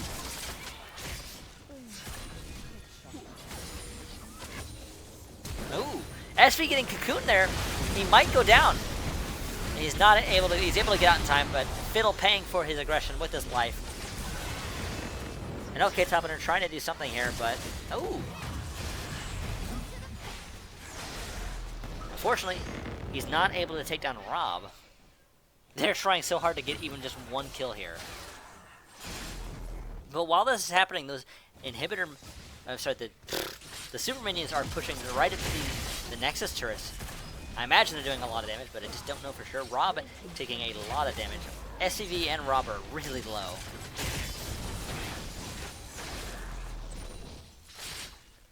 Natir is also very low, but there's just no way they can contest it. They actually lost a Nexus turret. And that is another inhibitor going down. T7 are going to go ahead and back one more time before, I'm imagining they're going to go. 6 weeks fall is able to get away, but he does get Ashered. But now Nard's in trouble. Paradigm doing whatever they can. They really want to kill here. They need something, anything. But there is no light at the end of the tunnel for them. And they are forced to back up. There's once again Superman is hitting the Nexus turret, the last one they have. SV looking for a possible pick here, but he is very low. Ooh, that's so close to killing him. There's the Realm Warp. SV trying to take down Fiddle there. Fiddle is able to get Janus Shield and is going to be able to survive. So SV with a little bit of a greedy play there. And that is going to actually put him ahead in terms of total kills for this tournament. He's got two,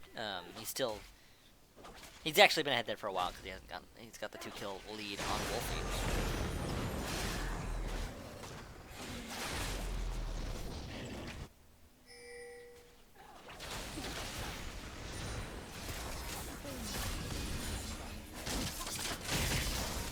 Wolfie has that Seraphim Braids, he has that Void Staff. So he is very dangerous himself, but it's just such a huge lead behind the rest of Team 7. Ooh, Tyr getting caught a little bit by that snare. He has the Maw though, so he's able to not take too much damage from that.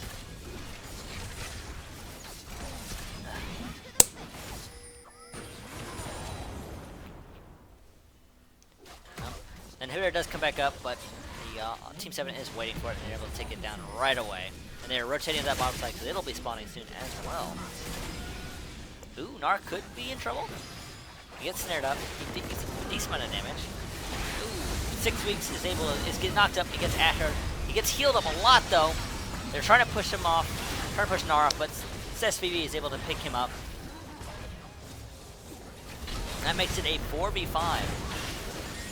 Fiddle getting chased down by SV. There's the repel, but he comes down in a spot where he has nowhere to go. That is going to be Natir picking up Fiddle. Also, Shecklestud does go down. Oh, man, look how low they all are. This could be...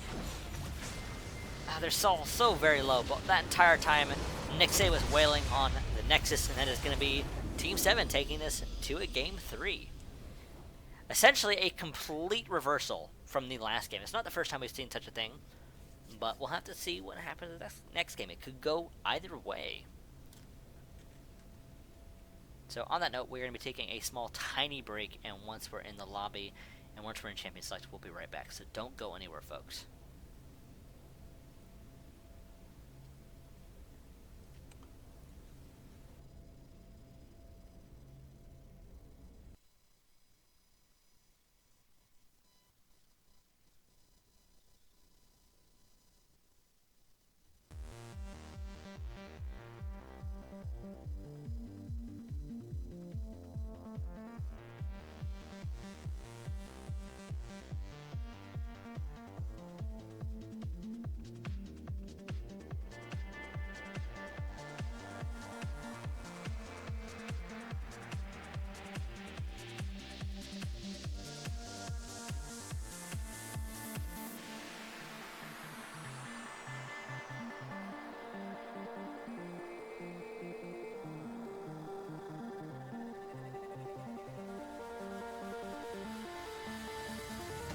It's never too late to admit when you're wrong.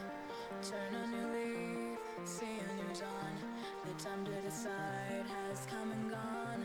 Just give me a chance, we can carry on. I made my choice, these drums of your voice, they run through my head as I remember the day. Stay in this moment.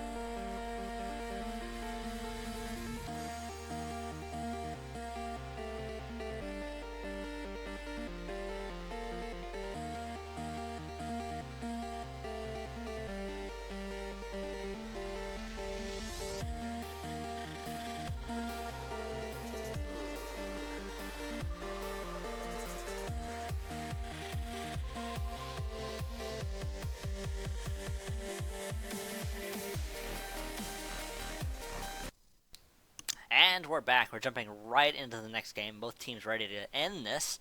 We are last game of a best of 3, with Team 7 making a strong showing for themselves in that last game. And let's see what bans and picks we're looking at. We're actually seeing a little bit of a change up from the from Paradigm. They're actually going to be taking away the Zyra from Rob. They took away the Malzahar the first 2 games. And LeBlanc also once again being banned out, making sure that it can't be played by Wolfie. Now, I'm very curious to see if we're going to see a Kha'Zix ban. Because that's been basically the deciding... there it is. It's been the deciding factor for basically both games, was the Kha'Zix. And now I can't remember what the... because they banned Zyra this time. They banned Varus, that's right. So they opted to not ban Varus this time. So that's going to give Varus to Nixay. Varus or Ashe.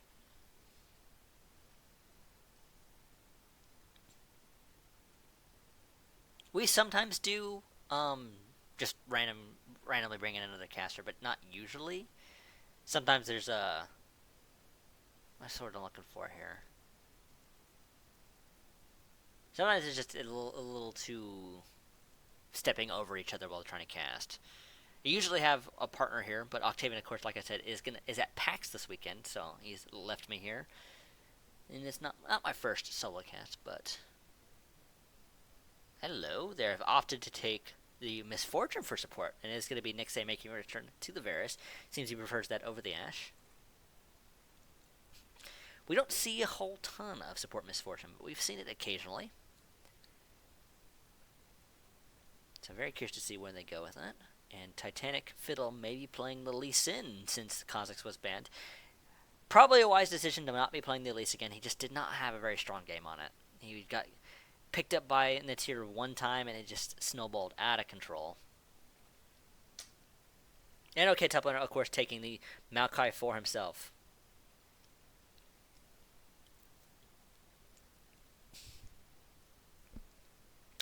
And 6 weeks fall, changing it up. I'm likely going to be playing that Ezreal, unless it's a mid lane Ezreal, which, I mean, we've seen it before, but it just doesn't seem to be meta right now. And Wolfie's been having very strong games on that Rise.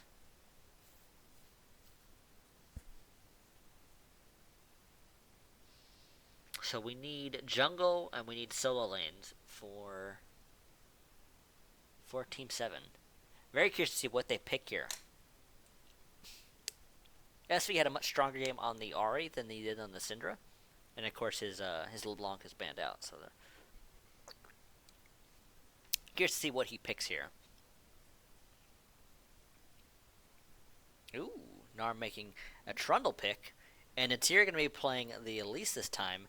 Probably going to see if he can show Fiddle how it's done, because Fiddle, unfortunately, not doing quite so well. Or maybe he'll do play the same way. We don't know until it happens. But Nar going to be picking up the Trundle, looking to take control of that top side and make the tank not a tank. Shacklestud's trading the Janna for a Karma this time. Both have shields, but Karma maybe with a little more lane presence in terms of damage.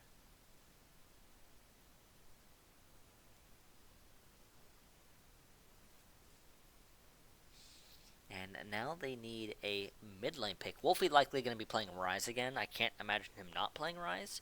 But maybe he wants to play something a little safer with the Elise ganks.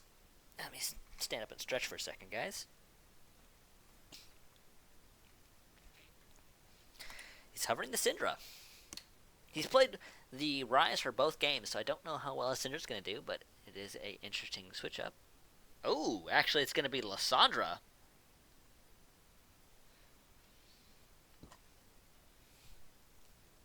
And we need a, looks like we need a mid lane pick from SV.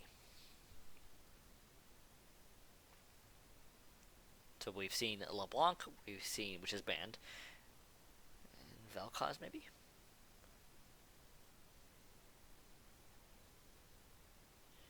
He is hovering the Vel'Koz, but he still could pick the Ahri. He still could pick this, the Syndra. 6 weeks fall changing up with a high CC utility mid laner.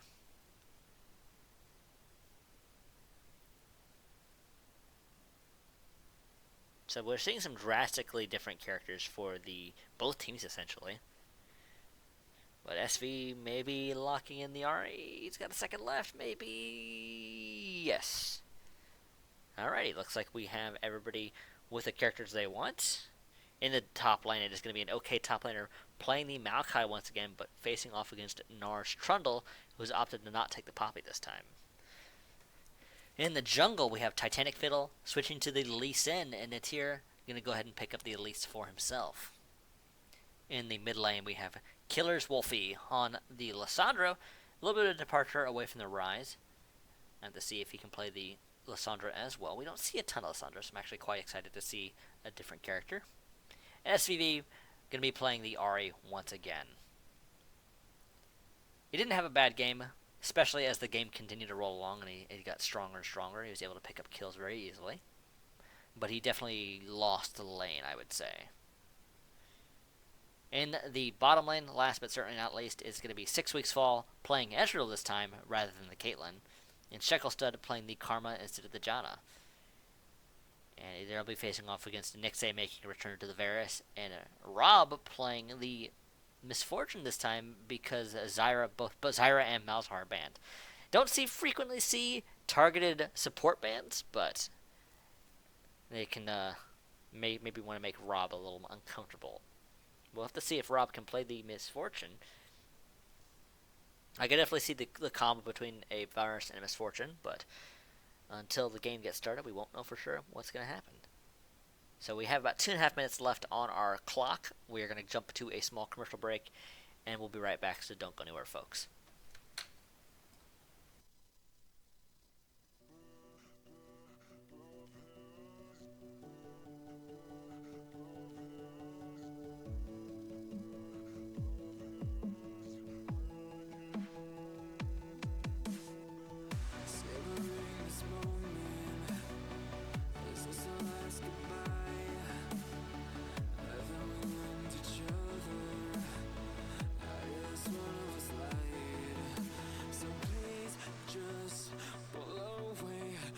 Can't look you in the face. I don't wanna have to lie. I wanted this love to survive. Now when I look in your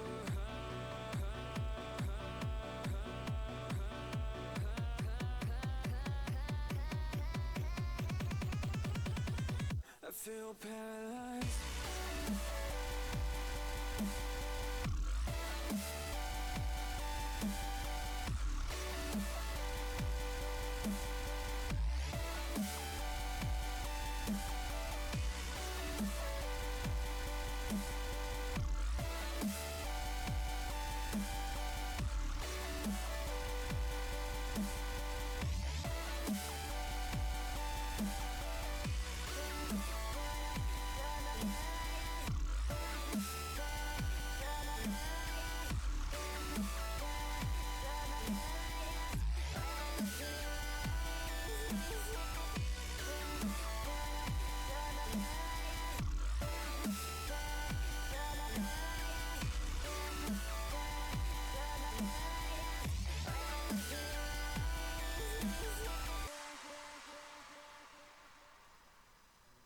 Now I know it's over.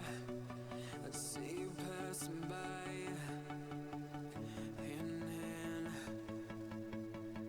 with your perfect light.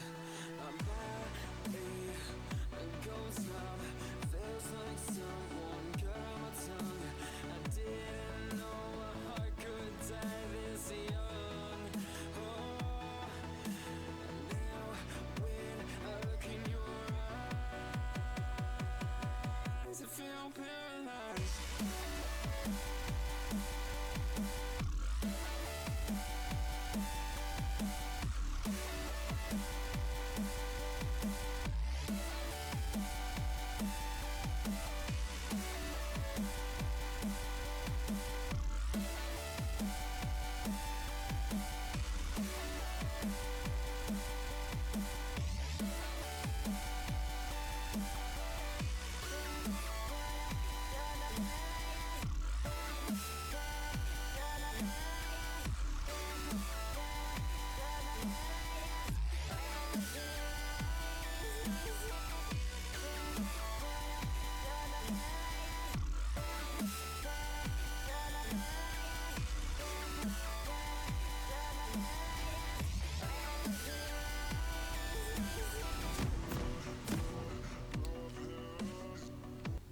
Once again, a very fast loading screen. I didn't even notice it was popped up while I was taking a drink there. But we are into the last game of the evening. Both teams going very strong 1v1. Seeing with Paradigm taking a super strong lead in the first game and Team 7 taking a super strong game in the second game. We'll have to see what happens here with both teams changing it up relatively well here. Pretty much everybody but Nixay and an OK top laner switching characters. Take the opportunity to fix our everything. There we go. 30 seconds until minions spawn. Where are we going to be at here? Looks like both junglers might possibly starting at blue buff here.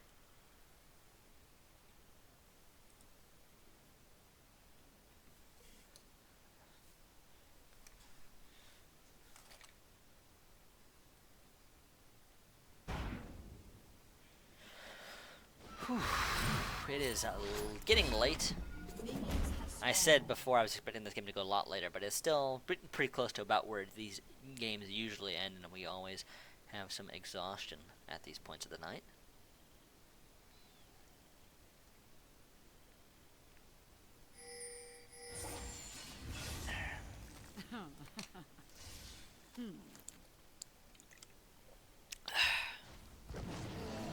And they're off.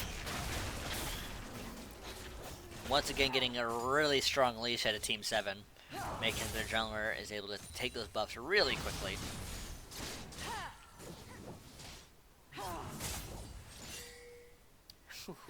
SV taking lots of early damage from Wolfie. Wolfie not afraid to land those keys aggressively.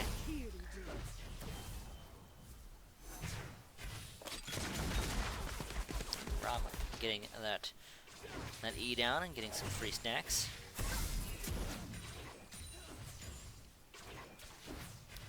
Currently 6 weeks in Shacklestad taking a bit of a damage lead here. They've been kind of on the back foot all evening in terms of dealing with the lanes, but they've been dealing with those lane aggressions very easily.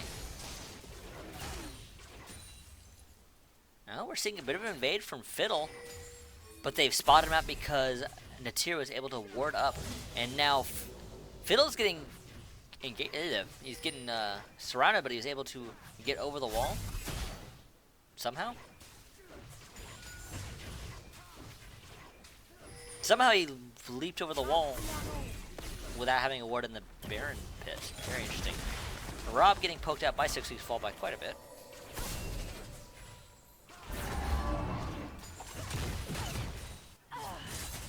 But currently, CS in the bottom lane is still even.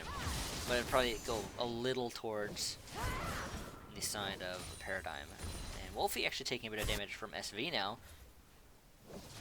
He still has the 2 biscuits, though, compared to SV's 1 potion. Ah, Blast Cone. I didn't even think about that. You're right. I'm still getting used to the new jungle.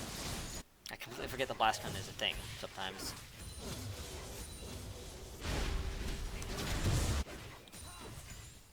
So, solid play by Fiddle. He went for the aggressive attempted red steal, but he was forced away by the surround.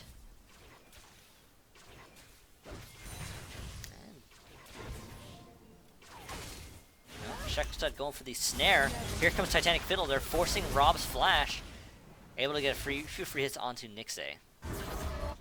Nixay with the piercing arrow, though.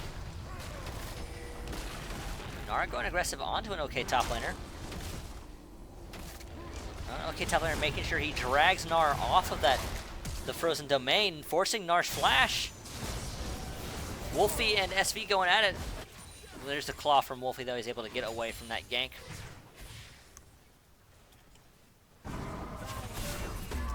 It's not a good sign for Nar, though. He's getting beat out by the 1v1 from the Maokai. Love to see if that continues as they continue to buy items and scale.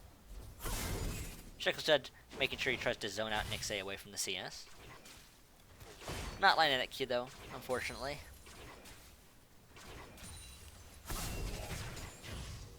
No. Here comes Natir. They is spotted out by the ward, though. Good shield by Shacklestad, blocking out the Q damage. You're seeing 6 weeks is actually getting pretty low on the mana. Once again, Narg trying to get some damage onto an OK top laner. He lost the trade last time, he was actually forced to flash, but this time OK top laner doesn't have any mana. So he's gonna be, looks like he's gonna be forced to back. Rob is doing a really good job at using those stacks from his support item. I imagine he's getting more gold generation than Shicklestad is, who has been sitting at those 3 stacks for some times. Nixay once again with a really good piercing arrow.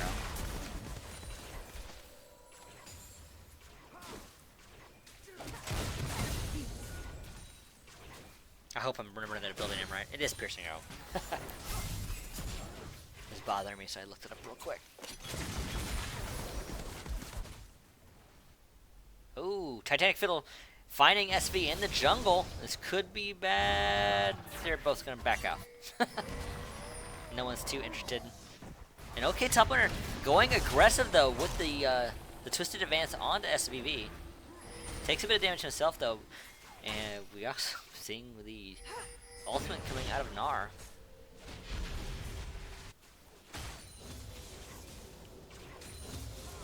Overall, that's probably a positive for an OK top laner who has not had an opportunity to back yet. Ooh, Fiddle finding SVV in the jungle, forcing his flash. Very nicely played by Paradigm. They kind of predicted where he was going to be with no vision. But while that's happening, Team 7 is going for an early dragon. Maybe not that early, but still.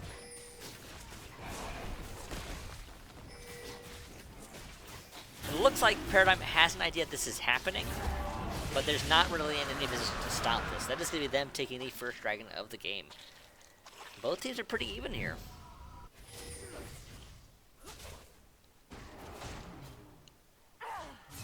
Fiddle donating that blue buff to Wolfie, and I imagine is very happy to have it. It looks like SV has also been donated blue buff, but we can't. Saw it for like half a second there. I imagine he got it though. That makes sense. And Fiddle is going to go ahead and back now. And 6 weeks and Shacklestad are going to be able to get this blast away very easily, and I imagine they're going to back as soon as they clear it.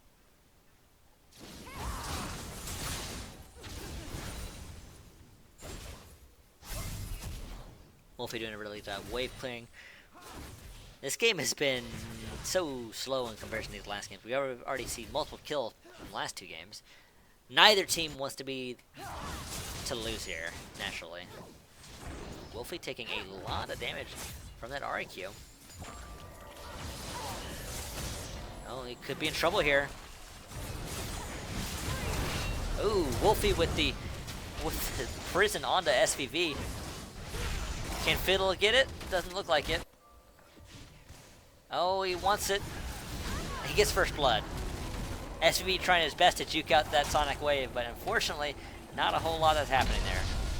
And OK top laner forced to flash away from Gnar. Not showing that he's not going to let the Maokai bully him around, but still, that is first blood going to Wolfie. Sorry, not Wolfie. Fiddle. Wolfie barely got away. Both of them actually barely getting away at first. But OK top laner forced to use his teleport to get to his top lane.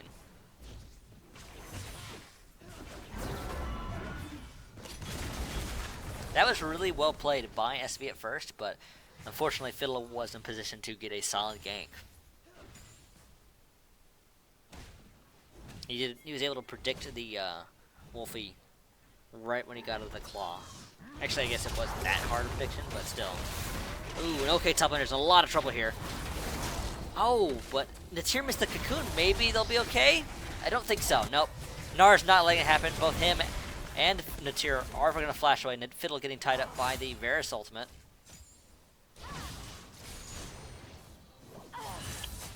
Unfortunate for Natir, the cocoon, if he had landed the cocoon, they wouldn't have both needed to flash, but that's 2 summoners for 1 kill, so they did get the kill at least, but and 6 weeks taking a bit of free damage there. Fiddle looking for a possible turret dive here. Might have been spotted by a ward. I can't quite tell because the icons are covering it. Nope, here comes SV though to save the day. The shield from Shekelstud. The exhaust wears off. Oh, good kick by Fiddle. Pushes Rob right over the wall, but Rob flashes right back over. And as we Fiddle going down, I didn't quite see what killed him. It looks like it was Nixay. I thought SV was a dead man there, but looks like he was able to get away with his life. And Rob was also, I'm surprised Rob didn't die. Ooh, well, I spoke too soon. Wolfie was able to get revenge by picking up the fox with no problems. Probably didn't need to use his ultimate, but he was making sure that he wasn't getting away. But SV didn't have flash or the ultimate.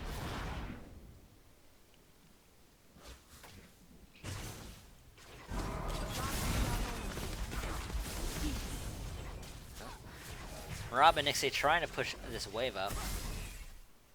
Oh, we're seeing a teleport from Gnar. It was spotted out though, so both 6 Weeks Falls and Shekelstar are going to be able to get away very easily. And it's essentially a 4-man gank on the bot side. That's going to let them let Team 7 pick up another kill. They have already had first brick in the top lane. And this is still any man's game though. Team 7 taking a small gold lead at the 11-minute mark, 12-minute mark. 11, 12-minute mark. I think that's here. Gonna take away the Krug's camp away from Titanic Middle. Actually seeing a full rotation, putting Gnar in the bottom side and Nixay and Rob in the top side. Can't quite see the top lane turret's health though.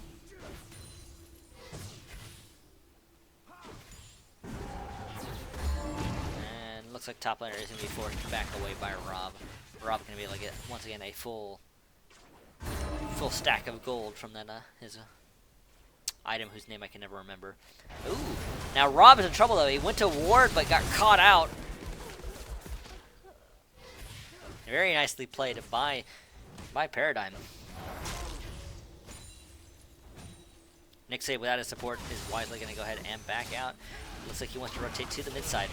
SVV could be in a lot of trouble, but he does rush away from Wolfie, making sure he doesn't get locked up by the ultimate. But that is still an ultimate down. Wow, look how low he is. Looks like the Raptors took a bite out of him as he just passed by.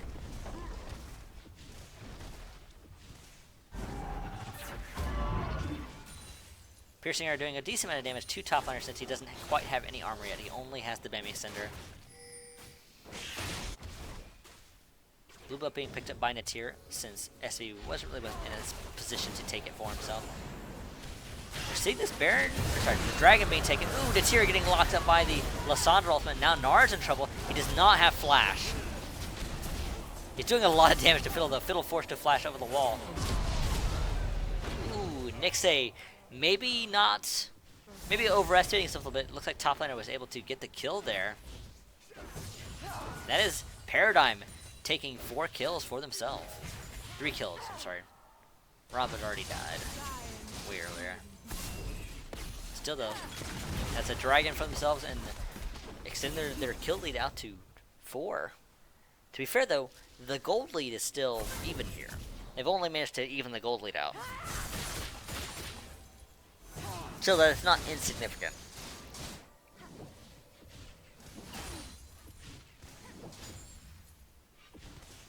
Wolfie with the proto belt. 6 weeks, happily going for the free harass. Doesn't give Rob a charge there, denying Rob a little bit of gold. SCV is just eating those arcane shots.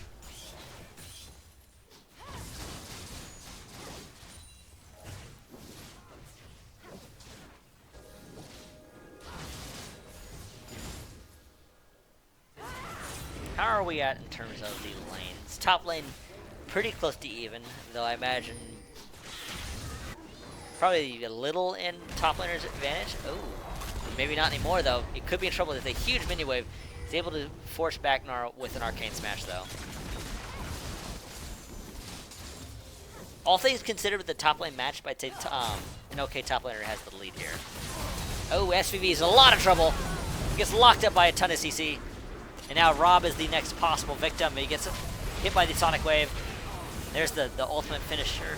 And Nixay getting caught out by the Claw. Lissandra forcing his flash. Nixay flashing over the wall. Still, though, that is very aggressive play by Paradigm. They're all very low here, but super solid catch onto SV and Rob.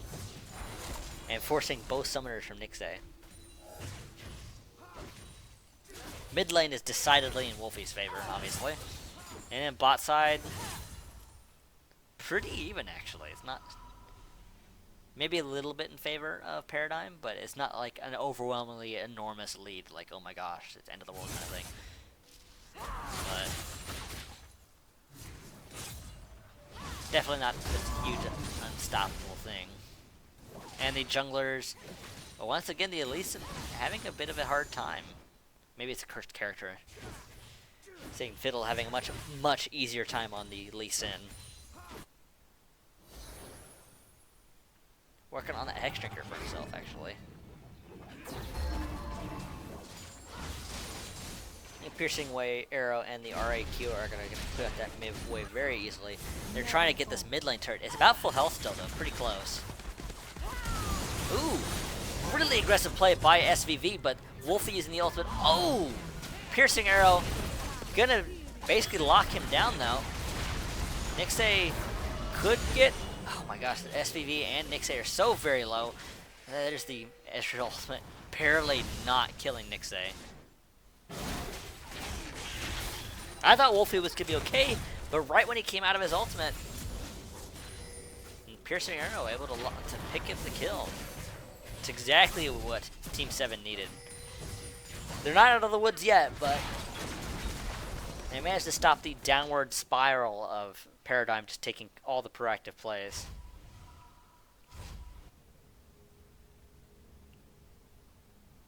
I imagine SVV actually feels really good about himself there because he didn't die and he got 2 kills. He was so close to dying though to that turret.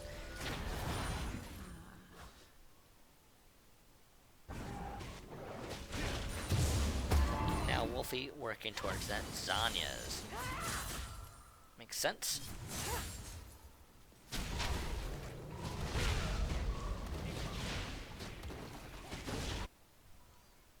And we're having a little bit of a lull in the action here.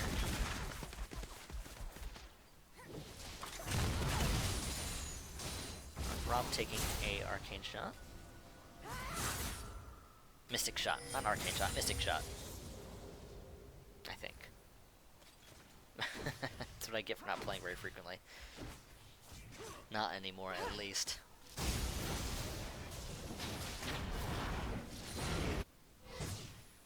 And we're seeing Paradigm grouping up in the mid lane. They want to take down this turret. They don't... Okay. I was about to say they didn't have any turrets. We do see that top laner was able to take down that top turret, despite Gnar being there. However, some very solid wave clear by Team 7 denies the Paradigm this mid turret for a little bit longer, but I can't imagine it's going to survive the next couple of waves. Not as long as Paradigm is here with most of their members. And as I say, most of the members... Yeah, Arcane Shift is the E. Ooh, SCV getting caught out, though. And then it's going to very, very unfortunate misplay. But here comes Rob with the ultimate. Gonna try and clear out the wave. Oh, with Fiddle jumping over the wall. Barely surviving, using the flash. Getting saved by 6 Weeks Fall's heal as well. Still though, that is with Nixay and SV being gone here. That is gonna most certainly gonna give them this turret here. And while this is happening, Gnar is still pushing that topside turret, looking to take it down. Might very well get it, I'm not sure yet. Still though, that is the mid lane turret getting picked up by Paradigm. Oh, he does get that topside turret, but he pays for it with 2 kills and a mid turret. And possibly Dragon. It's just an air Drake, but... Dragons are dragons.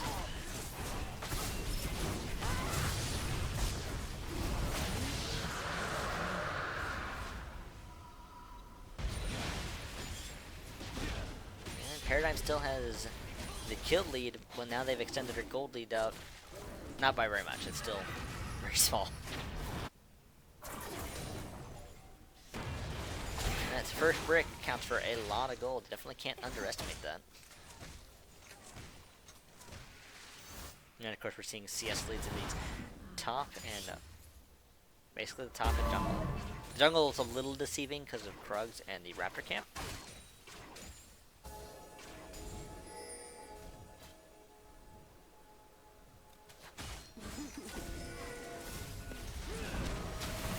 Titanic Fiddle forcing Rob's flash. Seeing Titanic Fiddle having a very strong game on the Lee Sin compared to the Elise. Gnar once again looking to fight an okay top laner.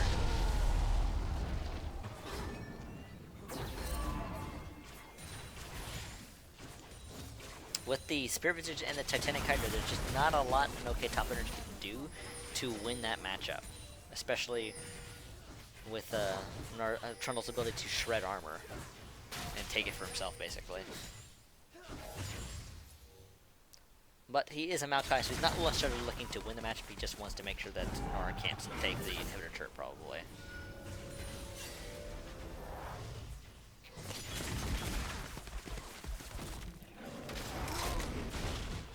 With that, Gnar's going to be able to very easily take that blue buff for himself, denying it to Wolfie. There's enough armor there that I don't think Gnar can kill him without using his ultimate. Ooh, there's the surprise charm from SVV, taking down Jekyll Stud very easily. Okay, top laner and Gnar kind of duking it out here, but I think okay top laner is gonna be okay. Ooh, flash charm by SVV. Gonna lock down 6 weeks fall, but he's gonna survive. The shield from Titanic Fiddle saving his life.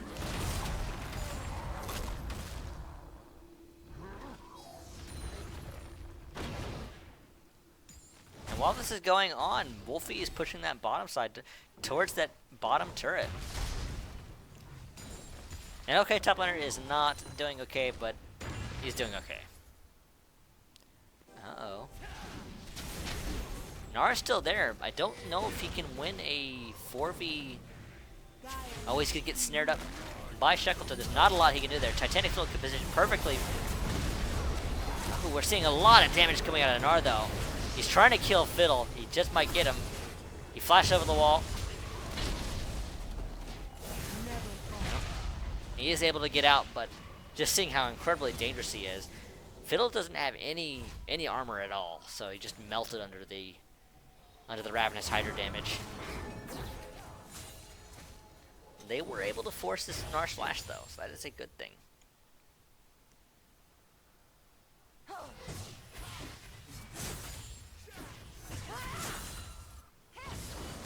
Donating blue buff to SVV. And Wolfie now has the Zhonya's and a Void Staff finished. So that is going to be lots of potential damage coming to him. 3 completed items at 24 minutes is pretty impressive. Not unsurprising given a 6-1-2 lead with 200 CS.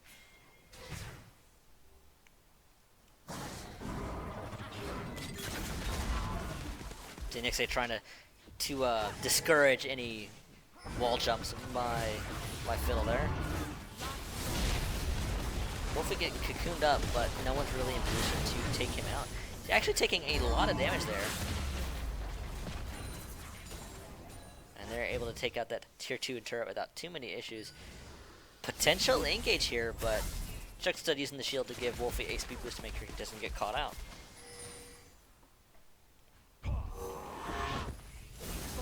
And while this is happening, Gnar is steadily split pushing that bottom side.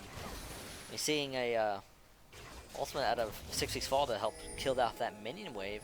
And now Team 7 is positioning for a Baron at the 25-minute mark. Gnar just diving right on in, looking for some danger here. Rob with the ultimate, unfortunately, doesn't really hit anyone too much. And here comes Wolfie, though. He's going to pick up Nixay going down is huge. Gnar, unfortunately, is not going to be able to win this 3v1. And is okay top under chase down SVV, and now that only leaves Natir up, but an almost ace for the Baron. Actually, an almost ace and the Baron, not for the Baron. Ugh. That was a little bit messy by Team 7. I'm not imagining that's not quite how they wanted that to play out. Rob only hit an okay top laner with his ult a little bit. And that is going to be Paradigm with the Baron at 26 minutes. I'm actually seeing Dragon is going to be up in 15 seconds. They're probably going to clear this bottom side out and go straight to it, further extending their lead out.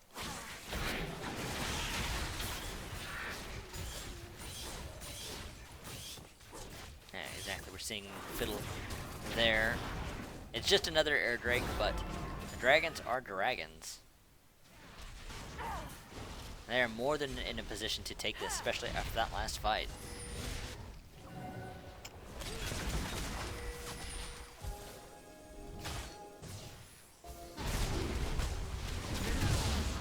And while 6 Weeks Fall and Shackleton play bait from SVV, they take the Dragon, and it looks like they're pushing straight up into this jungle, getting some wars down, and I imagine they want to go clear that bottom side and push the inhibitor. Not the inhibitor, but the second turret, because it's obviously a turret there still. 2 turrets even. And Gnar still going at it. He still wants to split push. SCV taking some time to clear out the minion wave in mid. I don't know if they really want to race it here though. This could be really bad. Noke top laner using his tanky self to position in a spot where it's going to force them away from that tier 2 turret. Or risk basically being dived on. Ooh, Wolfie with the brilliant flash forward and the double snare is going to pick up Nixay and force Rob's flash. So they take the Nexus turret and then, not the Nexus turret, the inhibitor turret and the inhibitor, and now we're working on the Nexus turret. Ooh, Wolfie dodging the charm. Probably didn't need the Zanyas there, but still baits out SVV anyways. And now Natir could be in a really bad spot. He's going to try and get to the base in time, and that is going to be Paradigm taking game 3. That is going to secure them a spot into, I believe it's actually tomorrow. Yeah, our buy-in tournament should be tomorrow. That is going to give them a free slot and give them a chance to fight the best of the best to show up to our tournaments. Congratulations to them. Brilliant play there at the end, and valiant effort by Team 7. They took game 2 so convincingly, and they played a lot better in this third game, I should say, but unfortunately, Paradigm played better. So on that note, we're going to be ending our evening.